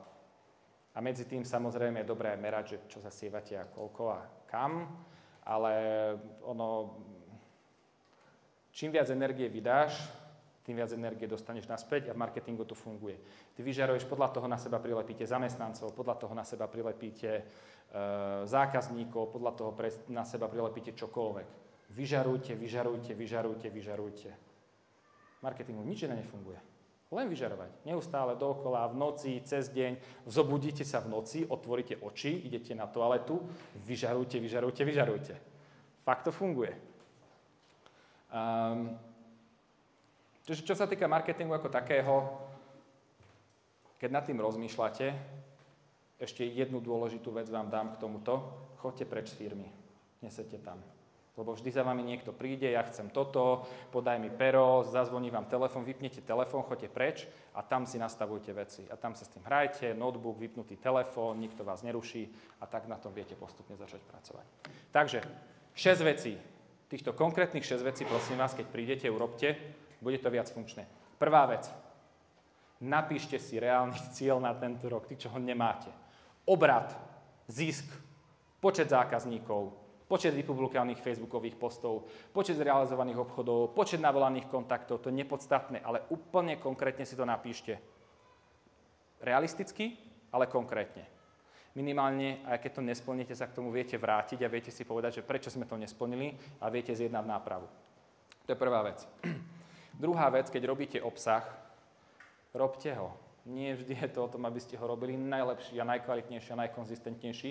Ináč, akurát včera som dával o tom jedno veľmi dobré video. Keď chcete Instagram, Facebook, zasledujte ma veľa o tomto, čo hovorím, aj točím také krátke reelská. A moja skúsenosť je taká, že veľakrát firmy strašne veľa o tom rozprávajú, aký obsah robiť a ako by to bolo najlepšie, akú grafiku, akú to má mať identitu. Len je jediný problém, že oni ho nerobia. Alebo ho nerobia v takom množstve. Robte, tvorte, funguje to. Tretia vec. Keď cielite, prosím vás, nerobte reklamu, ktorá sa páči vám. Máme veľakrát debatu s našimi zákazníkmi, ktorých sa snažíme naviesť, že či grafiku A alebo grafiku B. Lebo mne sa to páči. Áno, ale cieľovej skupine možno asi nie. Hej? Každopádne my sa väčšinou s tým stotožníme, pokiaľ je taká predstava, ale dôležitá vec, nerozmýšľajte ako vy nie ste zákazník svojho vlastného produktu vo väčšine času. Štvrtá vec, rozdielte si firmu na lieviky. Počet zobrazení, počet kliknutí, počet, na konci sú eurá, vždy sú eurá na konci a prvé euro je obrat a druhé euro je zisk. To sú dva parametre, ktoré sú na konci. A pred tými parametrami máte počet kliknutí, počet návštev e-shopu, počet zobrazení, počet rozdaných katalógov, čohokoľvek. Toto si nastavte. Marketing je vždy len tak dobrý, ako máte firemné procesy okolo toho. Až máte zlé prostredie, pridáte tam marketing, ono vám to len tie procesy zvýrazní. My sme mali veľmi konkrétne zákazník, reštaurácia. Cieľ priniesť viac zákazníkov do reštaurácie. Tak sme si sadli, nakreslili sme kampaň, všetko sme pustili. Hádajte, čo sa stalo. Tí zákazníci začali chodiť. Ale mne volá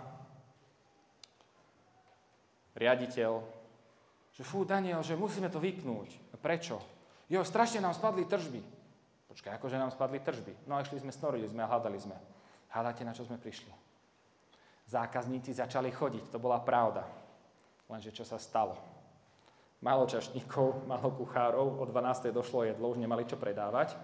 A všetci tí, ktorí tam, lebo keď prídete niekde hladný a dajú vám zlé jedlo, alebo vám žiadne nedajú, tak čo budete? Naštvaní a každému kamarátovi poviete, že tam nechoďte, lebo tam je zle, fuj. A presne toto sa nám stalo. Prišli noví zákazníci, ktorí tam nikdy neboli, noví zákazníci spokojní neboli, asi je to váš segment, teda predpokladám. Noví zákazníci spokojní neboli s tým tak, ako mali. A stalo sa to, že vytvorili si okolo seba taký krúžok nespokojnosti, tržby spadli. Všetko sme zastavili, pomáhali sme im nastaviť čašníkov a všetky tie ďalšie veci, ktoré sú. Za 2-3 mesiace sa to nastavilo, znovu sme pustili, už to išlo. Preto hovorím, musíte mať správne prostredie, lebo potom ten marketing, on síce napriek tomu, že funguje, tak ten výsledok až taký dobrý nebude. No a dôležitá vec šestka je, že nekončí sa to tým, že predáte, ale musíte sa aj starať od toho zákazníka a hlavne sa vráťte a vy si vyhodnocujte svoje vlastné dáta. Ešte raz, pozerajte sa na to, prosím vás, z rôznych strán. Marketing, obchod a dáta, finančné, ekonomické, akékoľvek, sú vždy veci, ktoré idú spolu. Keď máte super kreatívu, nemáte o nich dáta, možno tá kreatíva nie je taká dobrá, lebo ste to nikdy nemerali. Keď máte dáta, ale nič nepublikujete, tak nemáte čo merať. Hej? Čiže všetky tri veci musíte dať dokopy. Tam ti konkrétne viem povedať, lebo nejakých poskytovateľov sme robili internetu. Záleží, akým spôsobom sa do toho chceš ako kebyže pozrieť.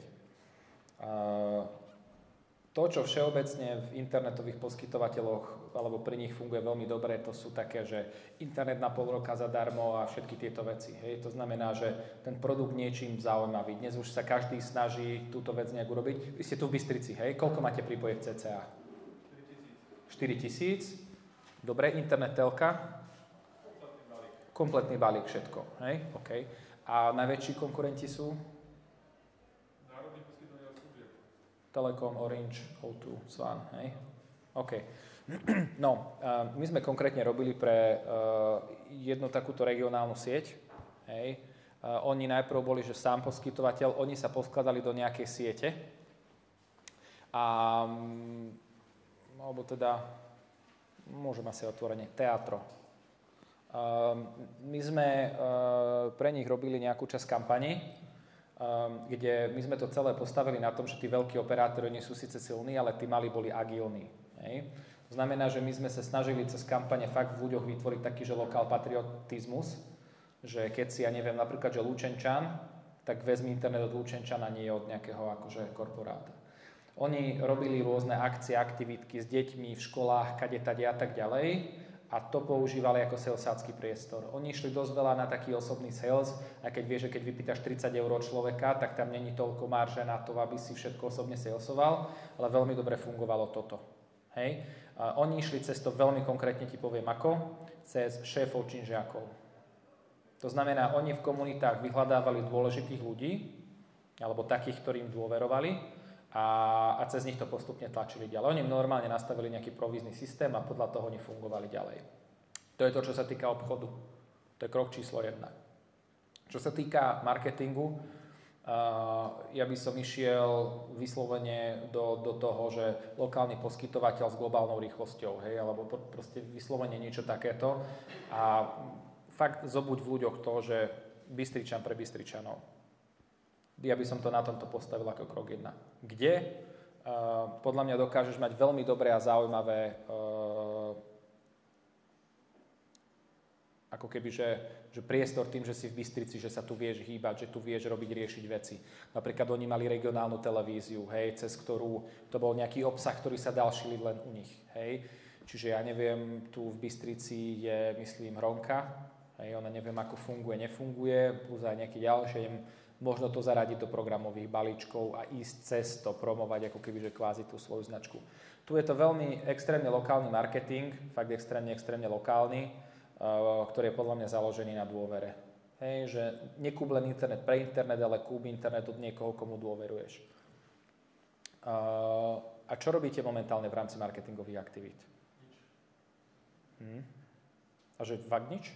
No, málo nejaké letáky, nejaký web, ale primárne nič z tohto. Sociálne siete sa vôbec nevenujeme. Ten web považujeme za... Nemali sme na to ľudí doteraz. Takže skôr taký, že virálny marketing alebo priamy obchod, alebo skôr sa venujeme obchodným aktivitám. Ako marketingu. Pozri, základná zásada, čo by som ja urobil na tvojom mieste, keď nemáš nič, postaviť to strategicky na nohy, alebo na to, aby som ti vedel byť veľmi... Vieš, každý ten trh je špecifický, hej, viem, aké sú to služby, ako je to nacenené, viem, ako je to približne namaržované, hej, takže ja chápem tomu, že čo sa tam dá, ale každý ten trh je troška iný. My sme im nastavovali stratégiu v 15 mestách, oni mali 15 miest, Rimavská Sobota, Lučenec, Detva, Kežmarok, neviem, asi vieš, že nemajú dosť veľkú sieť, ale sú stále lokálni a my sme to na tom postavili, že sme lokálni. Ale spojili sme sa preto, aby sme vedeli proste bojovať s tými veľkými a silnými. Takže podľa mňa krok číslo 1 je urobiť k tomu nejakú hĺbkovú analýzu, aby bolo to pochopenie toho, že čo chceš ty ako majiteľ, to je A, a B je, čo sú tí zákazníci schopní, ochotní akceptovať. Krok 2, nastaviť sériu kanálov a robiť to minimálne pol roka, všetko. A potom budeme vidieť, A funguje, B nefunguje, C funguje, D nefunguje a takýmto spôsobom to vyskladať do nejakej paradigmy, ktorá by bola funkčná. A musíš si byť istý, ako som ti povedal, že polovica tých peňazí bude vyhodená, ale ináč to neocestuješ. Ďakujem. Ešte niekto? Dáme takto priamu otázku. OK, ja mám jednu, aj viac, ale každopádne, čo robiť v podstate na to, keď už, lebo však bavíme sa aj o nejakých priamých reklamách a nakupujeme si nejakých návštevníkov na tie naše weby. A teraz otázka znie, že ako optimalizovať, hej, že je tam sú tam aj drahšie veci a aj veľakrát tie služby sú drahšie, aj produkty sú drahšie veľakrát. Tak ako zvyšovať čo najviac tie konverzné pomery medzi tými konkrétnymi v podstate bodmi, hej, že nakúpim si účastníka alebo nakúpim si pozorovateľa toho môjho webu, aby som z neho potom dokázal vyťažiť ten zisk. OK. Základná zásada platí väčšinou, keď nakupujete reklamný priestor. Čím širšie zadáte targeting, to znamená, že toho cieľového, ako keby, že keď si poviete, že Slovensko 30 až 60, nakúpite veľmi lacno jedno zobrazenie. Čím idete viac do špecifikácií jednotlivých cieľových skupín, tak tým to zobrazenie nakupujete drahšie. Rovnako to platí aj pri Google. Hej? Keď napríklad predávate, že ja neviem, internet do domácnosti, tak to stojí, ja neviem, 50 centov. Keď už idete internet do domácnosti Banská Bystrica, tak už to stojí 70 centov. Internet do domácnosti Banská Bystrica, Radvaň, hej, tak už to bude stáť, ja neviem, 2 eurá. Čiže čím idete užšie, čím máte viac zadefinovanú tú danú ako kebyže cieľovú kategóriu, tak tým drahšie nakupujete jedno kliknutie. To je A. B je ale to, že vy keď veľmi dobre dokážete zacieliť, tak napriek tomu, že to jedno kliknutie nakupujete ďalej, alebo teda drahšie, tak dokážete byť efektívnejší. Lebo keď idete, že internet napríklad do domácnosti, tak môžu to hľadať ľudia z celého Slovenska. Pre vás to nemá úplne celý akože, že zmysel. Ako tú vec optimalizovať? No väčšinou, my keď sa staráme napríklad o Facebookové alebo Google Ads účty, my vždy urobíme tak. Kampaň beží, po konci mesiaca vždy máme call s klientom, prejdeme si, pozrite sa, za A toto sme urobili, za B toto sme urobili, za C toto sme urobili, toto sú grafy, toto sú výsledky, OK, a bavíme sa s ním o tom, čo, kde, ako, akým spôsobom upraviť. Hej. Väčšinou to necháme nejaké 2-3 mesiace bežať, kým na začiatku tie veci sa rozbehnú a potom zvykneme sedieť na nejakej, dáme tomu, dvojmesačnej báze, horizonte, kde sa snažíme hľadať ten priestor, že kde je to možné. Čo sa týka tej optimalizácie nákladov a výdavkov, pokiaľ je veľmi obmedzený rozpočet, ja aj tak navrhujem vždy na začiatku pustite 3, 4, 5 kanálov, nechajte to nejaký počet mesiacov bežať a potom vypnite tie neefektívne. Lebo keď ich postupne budete pridávať a chcete niečo rozbehnúť, tak tá nákladová báza tej celej, to čo sme si ukazovali tu, ten graf, podľa mňa je vždy lepšie ísť do toho takýmto spôsobom. Ja viem, je to bohužiaľ najnákladnejšie, ale má to najkratšiu cestu funkčnosti. Čiže čo sa týka optimalizácie, musíte sledovať, hľadať a hrať sa s tým. To znamená, my otvoríme účet, vypneme, prepneme, upravíme, beží nejakú dobu, následne sa vraciame a pozeráme, ako to funguje. Nič. Skúšate. Čo sa týka tej doby, tam tiež 4 až 6 mesiacov, či už po tom mesiaci, čo mávate tie...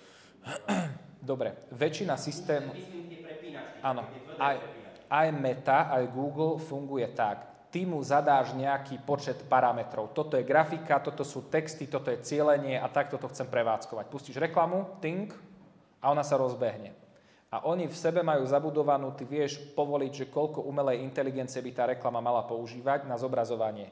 Že on niekedy môže aj vymeniť tú cieľovú skupinu, ktorú mu to ukazuje, keď si Facebook myslí, že je to lepšie. Po väčšine času, keď ty spustíš napríklad Google Ads, nemá zmysel meniť každý mesiac. Lebo ty, keď urobíš úpravu, Google, niečo ste mi upravili, on sa zase učí. Hej, to je ako taká zlatá rybka, ktorá si pamätá len ako keby, že tých 6 sekúnd, hej, obrazne povedané, ale po väčšine času podľa mňa by do kampani nemalo byť častejšie zasahované ako 3 týždne. Keď raz pustíš, nechaj 3 týždne bežať. Nemá to výsledky, a tak to nechaj 3 týždne bežať a potom si môžeš povedať, áno, takýto typ reklám, takáto kreatíva, takéto texty nemali efekt a už ich nebudeme robiť. Ale nevypína ich proste, že po týždni, že dačo beží a teraz po týždni vypneme. Hej? Ale po väčšine času, kým na tých kampaniach, tých 4 až 6 mesiacov trvá, kým my veci zoptimalizujeme. Po väčšine času. Aby si jednoducho vedel, či to dáva alebo nedáva zmysel pre tú konkrétnu reklamu. Hej? Áno. Idú vždy napríklad, čo sa týka Facebooku, tak tlačíš 2 časti. Tá prvá časť sú príspevky, alebo teda tie aktívne veci, ktoré robíš, to je skôr život firmy, a druhá vec sú kampane. Kampane nastav, pusti na 3 mesiace, nechaj 3 mesiace, nech sa to krúti. To je základné, ja neviem, predávaš kosačky, predávaš pílky, predávaš, neviem, čo všetko predávaš, hej, tak na každú jednu nastav jednu reklamnú skupinu a nechaj 3 mesiace bežať, nebantovať, nechať na pokoji. Po 3 mesiacoch sa vrátiš. Koľko tých akože vytvárate asi aj viacero tých reklamných, ja neviem, kreatív, pohľadov, uhlov a tak ďalej, koľko toho zvyknete tak nejak akoby robiť? Facebook na to, aby fungoval, minimálne 1 príspevok týždenne. Až nechcete robiť jeden týždeň, alebo 1 príspevok týždenne, tak sa na to vykašlite, nerobte nič. To nemá zmysel. Facebook rozdeľuje stránky, alebo teda Facebook, Instagram, povedzme, že Meta. Ten algoritmus je veľmi podobný, troška iný, ale je podobný z toho, že on rozdeľuje stránky medzi aktívne a neaktívne. Vy keď dávate menej ako príspevok 1 týždenne, tak vás prehodí do kategórie neaktívne a potom to trvá strašne dlho, kým znovu zaktivizujete a rozbehnete tú skupinu ľudí. Čiže môj názor je taký, robte minimálne 1 príspevok, to znamená 4 mesačne. Keď chcete byť lepší, robte 6, keď chcete byť topkový, robte 12, 2 týždenne. Viac nemá úplne veľmi zmysel, lebo keď nerobíte fast fashion, hej, že robíte napríklad, predávate oblečenie alebo niečo také, čo sa rýchlo mení, 12 príspevkov do mesiaca je ideál, viac nepotrebujete. Čiže niekde od 4 do 12. V závislosti od veľkosti firmy, od šírky sortimentu. Napríklad internet. Asi rovnaké niečo budeš predávať aj teraz aj o 4 mesiace. Ale ty teraz predávaš napríklad záhradnú techniku na ja neviem, že kosenie a v októbri už nebudeš predávať kosenie, ale zazemovanie bazénov, ja neviem, hej, že už sa ti mení ten sortiment produktov. Máme to diferenciálne. Áno. Tak. Otázky? Nie? Zatiaľ? OK. Áno.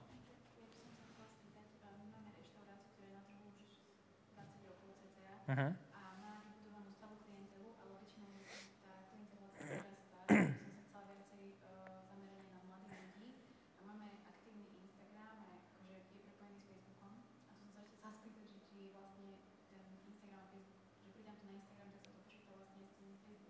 Áno.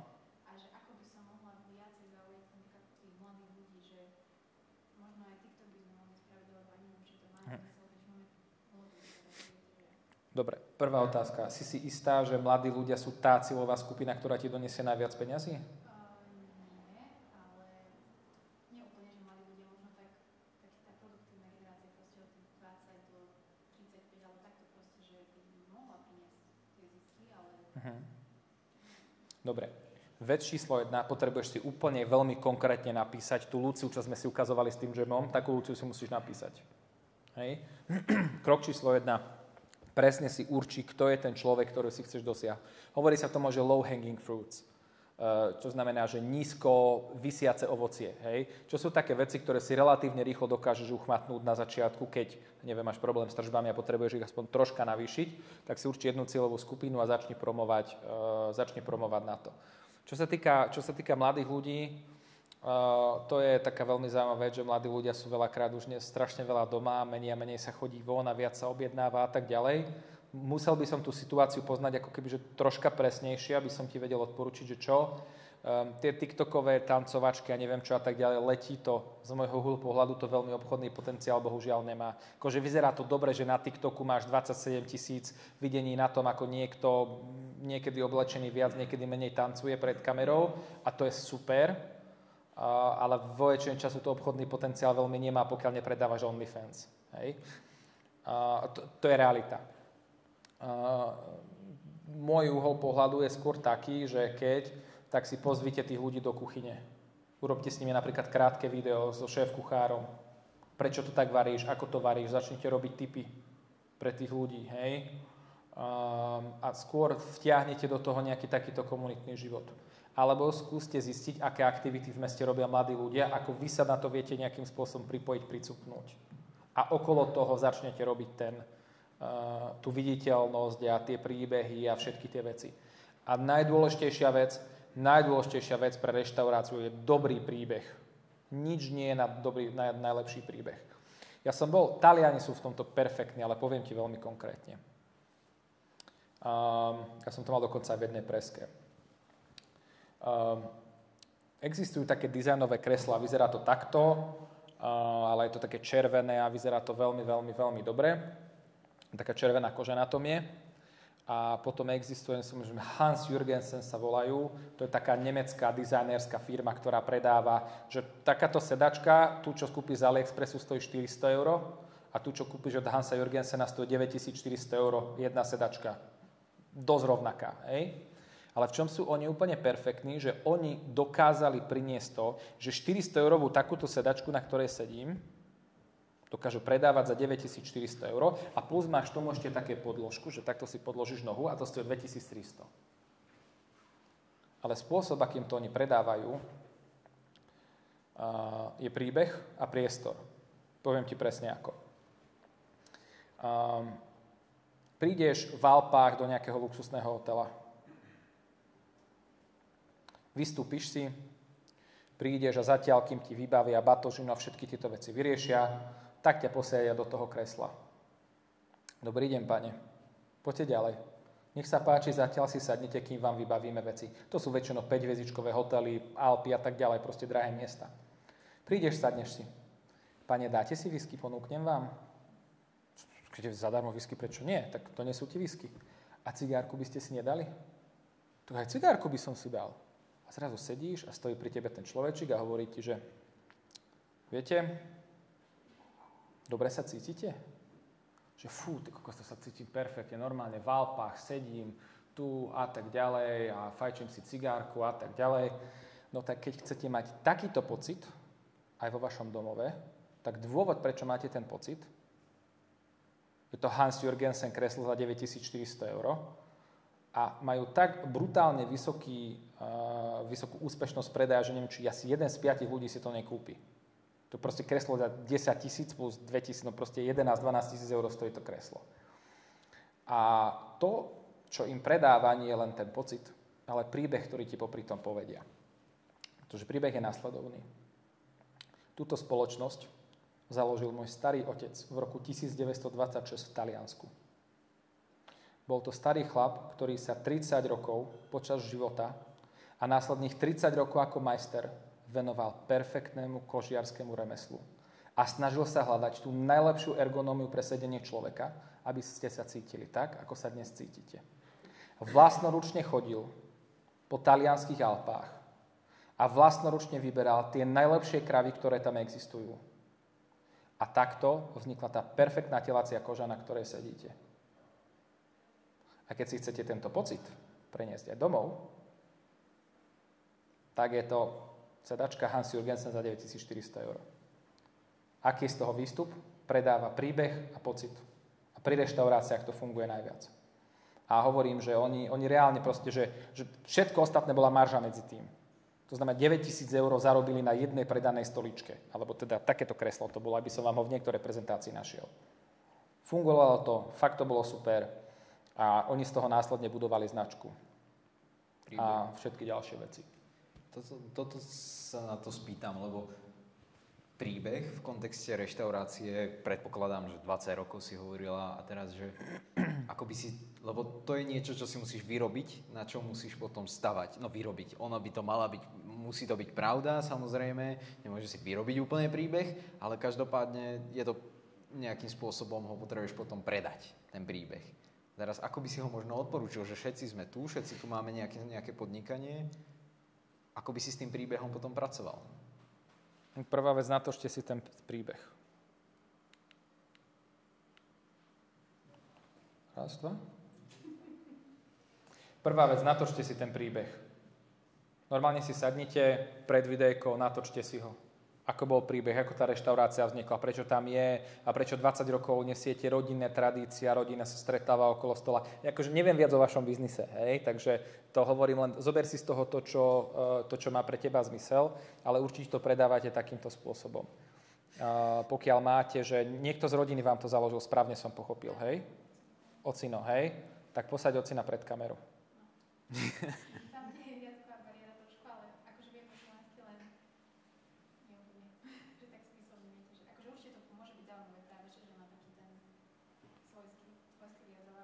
Je po maďarsky? Nie. Skade? Z Tunisu, OK. Pozri sa, vlastne čokoľvek, čo je autentické, môže byť dobré. To vôbec nevadí, hej, akože ja som najlepší kebab v živote jedol, keď sme to boli v Španielsku,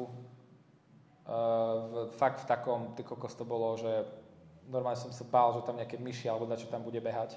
Katastrofálna hygiena. Proste zle, ten Turek tam stál proste nad tým kebabom a tak tomu kvapkalo proste do toho kebabu, ktorý tam robil, natáčal, hej. Ale to bola proste úplne perfektná vec. A nakoniec, že to je tá autenticita, že dobre, toto by som asi ľuďom v reklame neukazoval, hej. Ale každopádne, že tá autentickosť, s tým vôbec nie je problém. Hej. Proste postavte to na niečom, čo pre tých ľudí vie byť zaujímavé. On mi došiel mikrofón, tak si budeme podávať. Okay. Čiže ja by som to určite na tomto staval. To nevadí, že to nie je alebo teda to nevadí, že je tam jazyková. Tak reprezentuj to ty. Povedz to ty ako dcéra, ktorá sa snaží prebrať a proste buďte úplne že otvorení, autentickí, to je super. Ľudia majú radi príbehy, najmä v takomto slova zmysle. Ešte? Niekto? OK. S těma 12 příspěvkama měsíčně máš vlastně, jak řeknu, my teda dáváme příspěvky na tu metu, když to tak zvedneme, a pak vlastně hodně na Pinterest. Teďka moje samozřejmě nadšení do toho je, co asi ověříme od těch klientů, tak my vyrábíme svítidla na míru, designové lustry. Takže my dáváme několik aspektů, takže asi ta otázka je samozřejmě, i když na to nemám čas a v tom ideálním světě bych si přál daleko více toho, protože já bojuju s tím, že vlastně já vyrobím svítidlo, pokud ho nepofotím předtím, než ho pošleme, tak vlastně v životě ho asi neuvidíme, protože ono to putuje do celého světa. Za ty roky se nám konečně podařilo vybudovat nějakou takovou tu škálu toho, že máme jak různorodost těch svítidel, tak vlastně máme to oživovat tím, že vlastně třeba se to instaluje, protože to je na Slovensku, o tom, že děláme nějakou chromu, nábor lidí nebo edukujeme architekty a podobně. A toho materiálu je hodně. Někdy fungují samozřejmě, jsou ideální fotky, ale někdy teďka vlastně běží ten TikTok, že běží videa, takže je možné to vlastně pokazit, anebo doporučujete vlastně nějak striktně jenom těch 12 příspěvků za měsíc, protože vlastně já mám asi to nadšení chtít komunikovat vlastně, nechci říct, že třeba nejvíce, ale nějak optimálně toho více, protože vlastně ty dopity fakt chodí z celého světa, takže jasne. I když jsme si prošli těma výstavama, tak pro nás bylo vždycky důležité vlastně přežít ale 4-5 let se říká, že vlastně ten svět vás začne brát reálně, že existuje, že vám začne důvěřovat. Takže samozřejmě, když se dívám na svou konkurenci partnery, jak to možná nazvat, tak samozřejmě oni mají třeba dokonalé obrázky, mají non-stop příběhy. Mnoho je to často takové nudné, protože je to takové katalogové, když to my vlastně jsme vždycky vyrábili takovou, že u nás si kupujete takového kus umění za prémiovou cenu. Jasné. OK, no, dobre. V akej pozícii si vo firme? Konatel, všetko od... Dobre, marketing robí kto? Marketing dělám víceméně já. OK. Aká veľká je tá firma? My máme asi 10 zaměstnanců, ale samozřejmě děláme... Dobre, čiže pri 10 ľuďoch ty robíš marketing. Jo. Ty si marketer alebo šéf firmy? Jeden ze šéfů. OK, dobre. Takže na mě jsou vlastně finance, personalistika a různé takové import a jináčí věci, takže ten marketing je takové velmi chvíli, když to tak řeknu. Ale teďka vím, že v podstatě v té pozici, že musím pustit, protože přesně máme jisté cíle, které nedosáhnu, pokud nezačneme opět dělat ten marketing. Jasné, ako takto, vždy je to najlacnejšie, keď si to robíš interne, hej, ale už pri 10 ľuďoch, buď si zoberte interného grafika, marketera, niekoho, kto vám to bude robiť, lebo je to asi dosť podstatné, aby ste to mali pekné, aby ste to mali dobré, aby všetky tie veci fungovali, alebo si to dajte von niekomu inému robiť. Môj názor. Lebo potom sa aj tak dostaneš do toho, že ty sám na seba upletieš bič, musím urobiť 12 príspevkov, hej, potom nebudeš spávať, budeš nervózny a tak ďalej, hej, lebo teraz niečo. Ja som tých 12 povedal akože fakt orientačne, fakt to záleží strašne od biznisu, ale každopádne tá podľa mňa dôležitá vec je tá, že akože ja napríklad doma neopravujem svoje auto. Akože som technicky zručný a šikovný, ale niekto ho opravuje od rána do večera, má k tomu všetky zdroje, aby to vedel opraviť, má diagnostiku, má na to nástroje a všetky ďalšie veci. Hej. A väčšinou to vie urobiť lepšie, ako by som to urobil ja. Hej, že proste ja dokážem pre firmu byť najžitočnejší vtedy, keď sa venujem zákazníkom, ktorým prinášam hodnotné riešenia. Nie keď sakra doma opravujem auto. Hej. A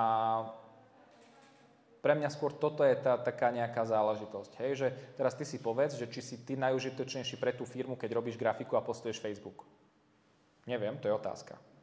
Viac vytvoriť pridanej hodnoty, keď ty budeš postovať všetky grafiky, alebo keď ty nastavíš systém, podľa ktorého to má ísť a radšej tých 10 hodín mesačne, týždenne, ktorý na to stráviš, dáš možno do niečoho iného.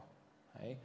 Čiže ja si aj tak myslím, že to je postupne tých 6 až 10 ľudí, alebo 6 až 15 ľudí je taký krok, kde väčšinou firmy riešia presne toto, čo si ty povedal. Čiže dobrá správa, nie si osamelý a ojedinilý. Hej. Je to väčšinou taký priestor, kde firma prechádza z malej firmy na strednú firmu. Ináč minule sme mali presne o tomto, viem ti aj z mojej presky presne k tomuto poslať nejaké body a že čo sa vtedy v tej firme deje.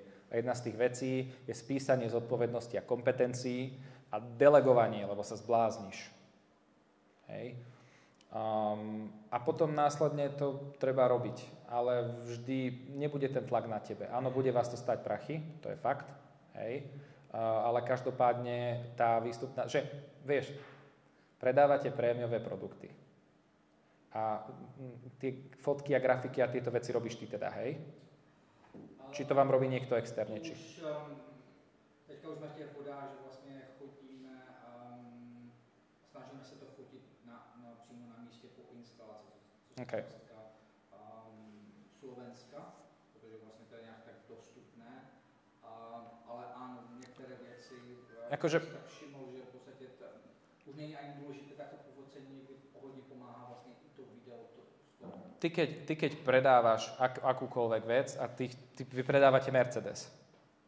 Hej? Není to úplne špička. OK, no tak ale od Mercedesu si ešte vyššie, hej?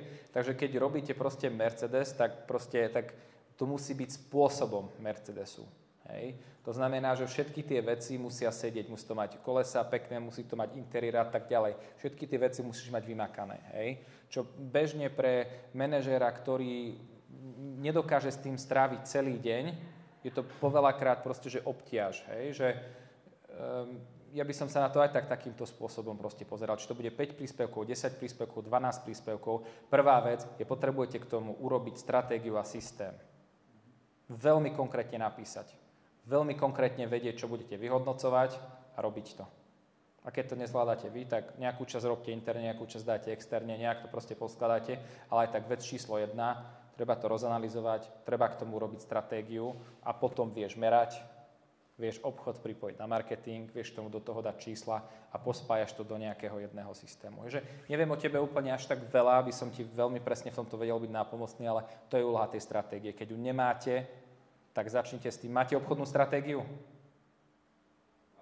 Dobre, tak začneme obchodnú. Máte firemnú stratégiu? Dobre. OK, takže firemná stratégia, obchodná stratégia, marketingová stratégia. To je krok číslo 1. Prísť do firmy, nejaký čas tam byť, prejsť si čísla, detaily a tak ďalej. Firemná stratégia. Prvá vec. My máme firemnú stratégiu, ktorú si každý rok odprezentujeme.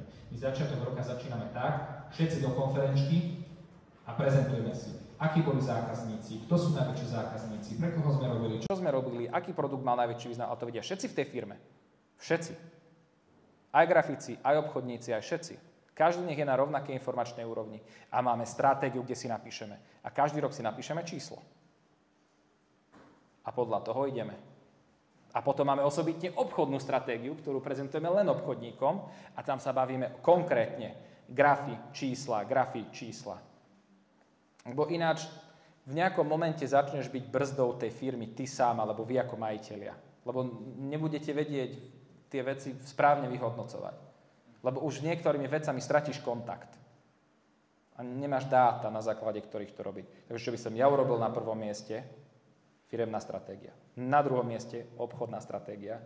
Na treťom mieste marketingová stratégia. A teraz nie preto, aby sme tu teraz stavali stratégie od nevidím do nevidím, ale musíte to mať sakra niekde napísané. A potom sa do toho pustíme. A potom si povieme, či je to 8, alebo 12, alebo koľko príspevkov. Ale to vychádza z tých obchodných cieľov. Sú dva základné parametre. Obrat, zisk. To musí každý jeden človek vo firme, ktorý prichádza, vedieť. Že toto je náš cieľ. Nemusia to vedieť všetci zamestnanci, ale minimálne tí, ktorí okolo toho robíte. Vy traja majitelia, alebo teda keď ste... Traja ste? Hej? Traja ste, tak vy traja musíte aj v noci sa dohodnúť na rovnakom čísle. Obrat za tento rok má byť 1 121 000. OK, 1 121 000. A z toho budú vychádzať všetky ďalšie veci a všetky ďalšie časti. Maržovosti, ziskovosti, produktov, produktových línií a tak ďalej. Ja by som s týmto začal. A viem, že je to tvrdé, ale...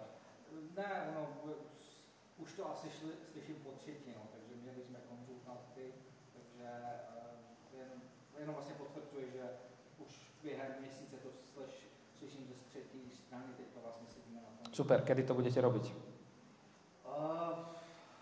No? Povedz takto pred všetkými. Dátum, kedy budeš mať hotovú firemnú stratégiu, komplet. Dátum.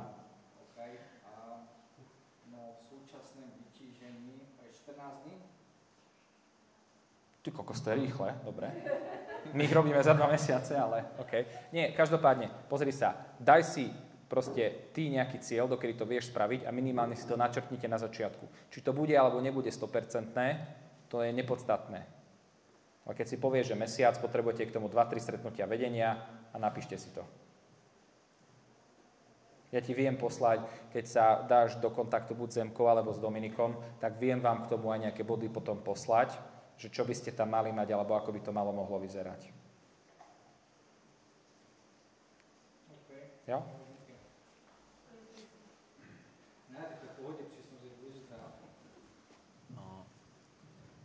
Dobre, čiže čo sa týka, dali sme si teraz v podstate k stratégii.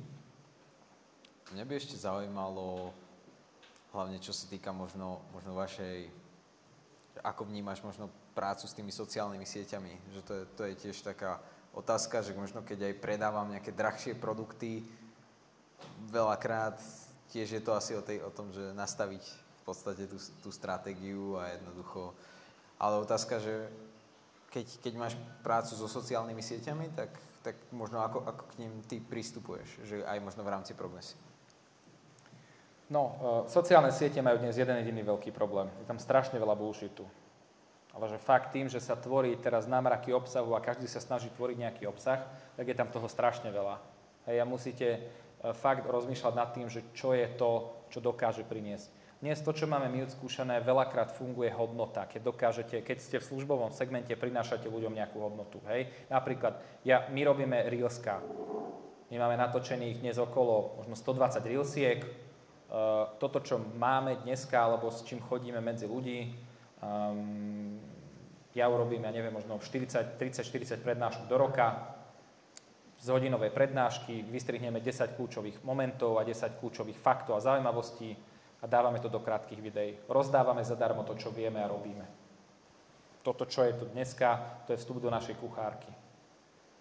Keby ste tu boli minule, ja som išiel krok po kroku o tom, čo je v stratégii. Ľudia odchádzali s tým, že cca mali body, ktoré by mali robiť na to, aby tá stratégia ako taká vznikla.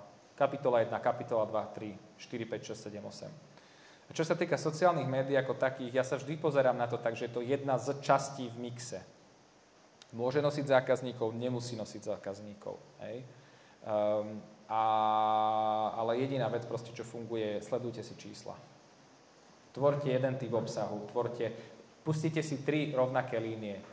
To znamená, v jednom fotte ľudí, ktorí sú vo firme, v druhom fotte produkty, v treťom fotte neviem čo. A sledujte si, vyhodnocujte tie jednotlivé časti. Mixujte si to, hráte sa s tým. Hej, že fakt aj tak najlepšia rada je taká, že musíš sa popáliť. Musíš sa popáliť, musíš zistiť, toto mi funguje, toto mi nefunguje a postupne krok po kroku ideš na to ďalej. Ale čo sa týka sociálnych médií, pravidelnosť, autentickosť, rozdávate to, čo viete. Podľa mňa to funguje najlepšie. Už dnes taký ten klasický, typický predaj, že kúp to, je to v zlave. Dobre. A ešte jedna dôležitá vec, čo sa týka tohto, bavili sme sa o cenách.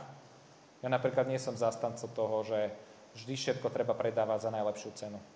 To nie je umenie. Podlezete niekoho cenou a teraz, my vám dáme lepšiu cenu. To nie je umenie.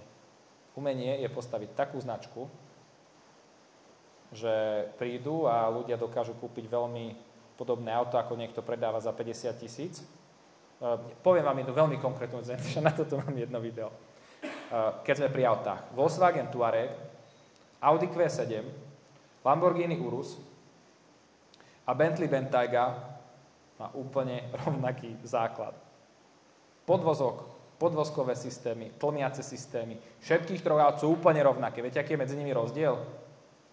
Že tá Bentley Bentayga stojí 300 000 a Touareg stojí 55. Áno, lepšie materiály, lepšie to vyzerá, lepšia značka, hej? Ale koniec koncov ja by som nepovedal, že tam 5-krát toľko hodnoty. Dokážu predať to Bentley za tých 300 000? Máte na to 2,5-ročnú čakačku. Keď zajtra prídete a takto im položíte 300 000, tak povedia, že vidíme sa o 2,5 roka. Dovidenia. A Touareg si kúpite hneď. A stojí len 55. Máte na ňo čakačku, nemáte plné showroomy. Choďte, vyberete si farbu, interiér, vnútro, výbavu, čokoľvek. Hej, čiže ja sa skôr na to takto pozerám, že fakt, keď ja viem, že tá značka je to omielané dookola, zase je to nejaká virtuálna filozofická vec, ktorá možno je alebo možno nie je, ale pre každú jednu značku a pre každú jednu cieľovú skupinu je nejaký trh. Len vždy sa musíte správať na tom trhu ináč. A do toho prichádzajú aj tie sociálne médiá, aj tá komunikácia, značka, farebnosti a to vôbec ako pôsobíte. Ale všetky, že každý človek má miesto na tom svete. A takisto aj každá značka. Len fakt to musíte nájsť. A tak, ako sme sa rozprávali, produkt, cena, distribúcia alebo miesto a ten marketing, to sú veci, ktoré musíte zladiť. Niektorá z týchto vecí vám nesedí, nefunguje celý kolotoč. Asi sme. Či ešte máme nejakú otázku? Máme ešte nejakú otázočku? Môžem sa ja spýtať? Áno. My sme za reštauráciu a na taký trošku solventnejší segment zákazníkov sa orientujeme, ale trochu málo nám ešte chýba, aby sme zodvihli tie tržby. Nemusí to byť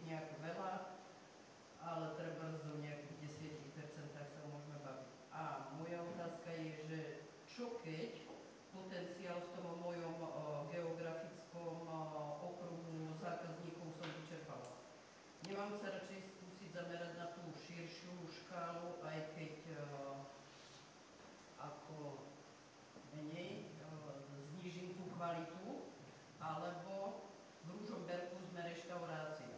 Lenže mám taký dojem, že už ako tie kapacity tých zákazníkov, ktoré môžem pritiahnuť v tej cenovej relácii, sú strop.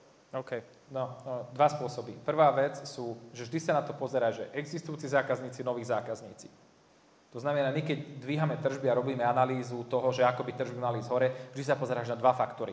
Prvá vec, ako dokážeš z existujúcich zákazníkov skvačiť viac peňazí. Druhá možnosť, ako dokážeš priniesť nových zákazníkov, ktorých peniaze si ešte nevidela. Hej, že keď sa o to bavíme veľmi jednoducho. Čiže prvá vec, na čo by som sa ja pozeral, ja by som na to išiel cez existujúcich zákazníkov. Vieme vymyslieť nejakú vernostnú kartičku, nejaké možnosti, ako ich dostať. Teraz sa bavíme obchodne, nie marketingovo skôr, hej? Ale vieme vymyslieť to, ako z existujúcich zákazníkov, ktorí k nám chodia, ktorí nás aj tak milujú, ako si ich bližšie držať k telu a ako im doniesť nejak akože viac pridanej hodnoty. Toto je prvá vec, na ktorú by som sa aj pozeral, lebo moja skúsenosť je tá, že keď niekde potrebujeme nás 10%, tak väčšinou ich hľadáme v existujúcich zákazníkoch. Väčšinou sa to dá nájsť. Neviem, musel by som... Prosím? Neviem, hľadaj. Viete robiť oslavy? Je tam priestor? Napríklad, keď chodia každý deň. Koľký z tých ľudí, ktorí chodia každý deň, už u vás mali oslavu? 50%. Fakt? Až toľko? Máme nastavenú reklamu na TikTok, máme rodinu v júne a OK. Väčšinou je to taká stále tá ružomberská klientela. A málo sa mi darí takých pocestných stiahnuť, ako prechádzajúcich okolo alebo niečo. Na pocestných funguje toto. Toto. Toto máme. Nemáme. Musíte to mať veľké a veľa. Toto funguje na pocestných. Fakt, najlepší spôsob, ako potiahnuť pocestných. Cesta, chodoľava, chodoľava, chodoľava. Keď idete smerom na Bratislavu, a z Bratislavy, keď sa vraciate, tak tam je taká, to je ako keby, že koliba na druhej strane, akože z Bratislavy, keď idete smerom von. A oni majú, že hamburger a hranolky za 5,99, obrovský banér. Ideš ďalej o 150 metrov, zase hamburger, zase. A kým tam dojdeš, už vidím 6. reklamu a už normálne som hladný, že už sa chcem zastaviť. Hej. Ale tam funguje toto. Že tiež by som asi musel troška viac o tom vedieť, že ako, ale není to vždy o marketingu, niekde je to o tom, že proste musíš niektoré veci preskladať. Hej. Ale toto je veľmi funkčná vec. Fakt veľmi, veľmi funkčná vec. Pri reštauráciách ty potrebuješ človeka fyzicky dostať k tebe. To znamená, musíš urobiť mekáč. Chyť a oblep celé mesto možnosťami, ako sa tí ľudia k tebe dostanú. To je prvá možnosť v rámci mesta. Druhá možnosť, vieš urobiť to, že ťahuješ dole pocestných. Tretia možnosť, Google Reviews riešite? Hej. Keby som napísal, že reštaurácia Ružomberok, nájdem vás prvých?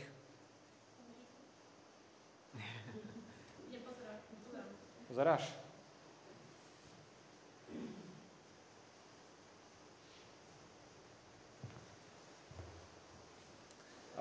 Toto sú tie veci, že aby som si vyslovene sadol k tomu a popozeral, ako...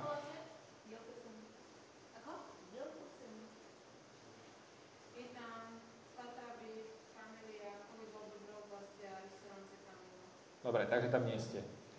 Už som sa u vás nenajdol.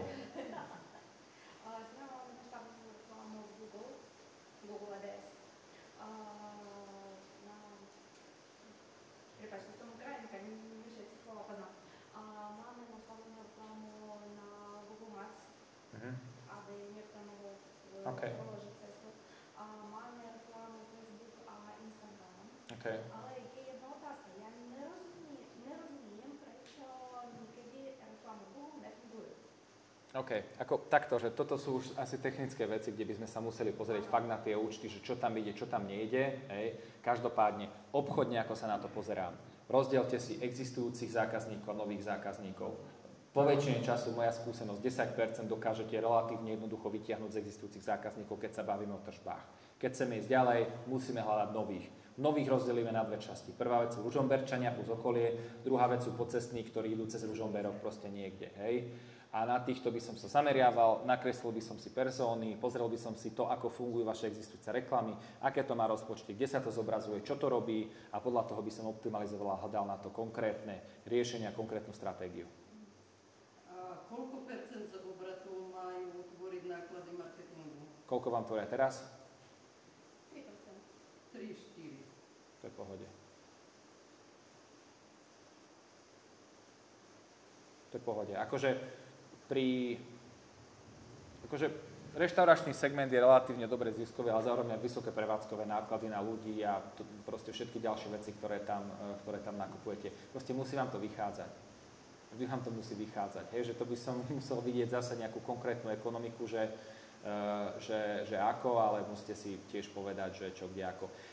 Keď chcete rásť do nových trhov, akvizícia nového trhu stojí vždy viac peniazy, ako donesie na začiatku. To si proste buďte istí. Keď chcete rásť a chcete akvizovať, tie billboardy budú stať peniaze. Keď chcete mať lepšie pozície, to tiež bude stať nejaké, hej. Čiže toto je tá dôležitá vec. Otázka, že koľko z tých ľudí vám potom zostane a koľko z tých ľudí sú takí, že raz sa zastavia. Lebo obchodný cestujúci je dobrý, ale on sa zastaví len raz. Pokiaľ nechodí obchodný cestujúci často tady a vždy sa bude u vás zastavovať. Hej. Čiže ja by som si dal k tomu, keď tak nejakú konzultáciu, môžeme si sadnúť. Idú tie prázdniny, čiže by sme z toho Liptova ich potiahli. Áno. To je asi dobrá sezóna, ale pre... Zima a leto dovolená, hej, musia nás nájsť. Rozumiem. Asi ideme. Posledné otázky, ak teda... Tak asi môžeme teda dokončiť ten catering a ešte spomeniem ten letný networking 37. Kto bude chcieť a mať záujem, kopa podnikateľov na jednom mieste, takže Tuno kúsok, tiež Banská Bystrica, dostanete asi všetko do mailu, ale pripomínam teda 37. Tak asi. Ešte možno taká moja vec asi na záver, že ďakujem veľmi pekne, že ste prišli a došli. Ešte sa tu budeme motať na okolí. Tí, prosím vás, ktorí ste sa zapísali na tie konzultácie, už ste dohodnutí, hej? So všetkými. OK. Dominik? Zmysel? Už konzultuješ. OK, dobre, super. Takže až by ste náhodou, že niekto potrebovali s niečím pomôcť, že ja som fakt zástancom takože toho rozdávania know-how, lebo si myslím, že je to dobré a je to potrebné a vzdelávanie je podľa mňa tým najlepším priestorom, ako naučiť ľudí byť aj samostatným, aj sebestačným, aj fakt takým dobre pohyblivým v tejto oblasti. Ďakujem veľmi pekne, že ste prišli a došli. Ja sa tu ešte budem hýbať, takže kľudne si ma odchyťte, môžete mi naložiť, môžete sa ma opýtať nejaké zaujímavé otázky, čokoľvek, čo sa vám páči. Som tu a budem tu. A toto, o čom sme sa dneska rozprávali, je fakt si ma zafollowujte na Instagrame, na Facebooku, na LinkedIne, kdekoľvek. Veľa z týchto vecí my dávame von. Budete mať taký pravidelný obsah od Daniela. Takže ďakujem vám veľmi pekne a jedna jediná vec dôležitá. Teraz máte dve možnosti po tom, čo pôjdete domov. Za A, nič s tým neurobíte a za B, kopnete sa do zadku a začnete fakt nad tým rozmýšľať. Lebo akože mne je to reálne jedno, hej, sú to vaše firmy, hej, robte s tým, čo chcete.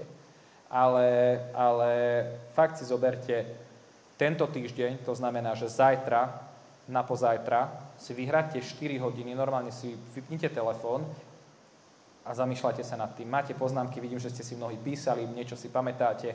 Moja skúsenosť, keď to neurobíte najbližších 48 hodín, nikdy v živote to už neurobíte.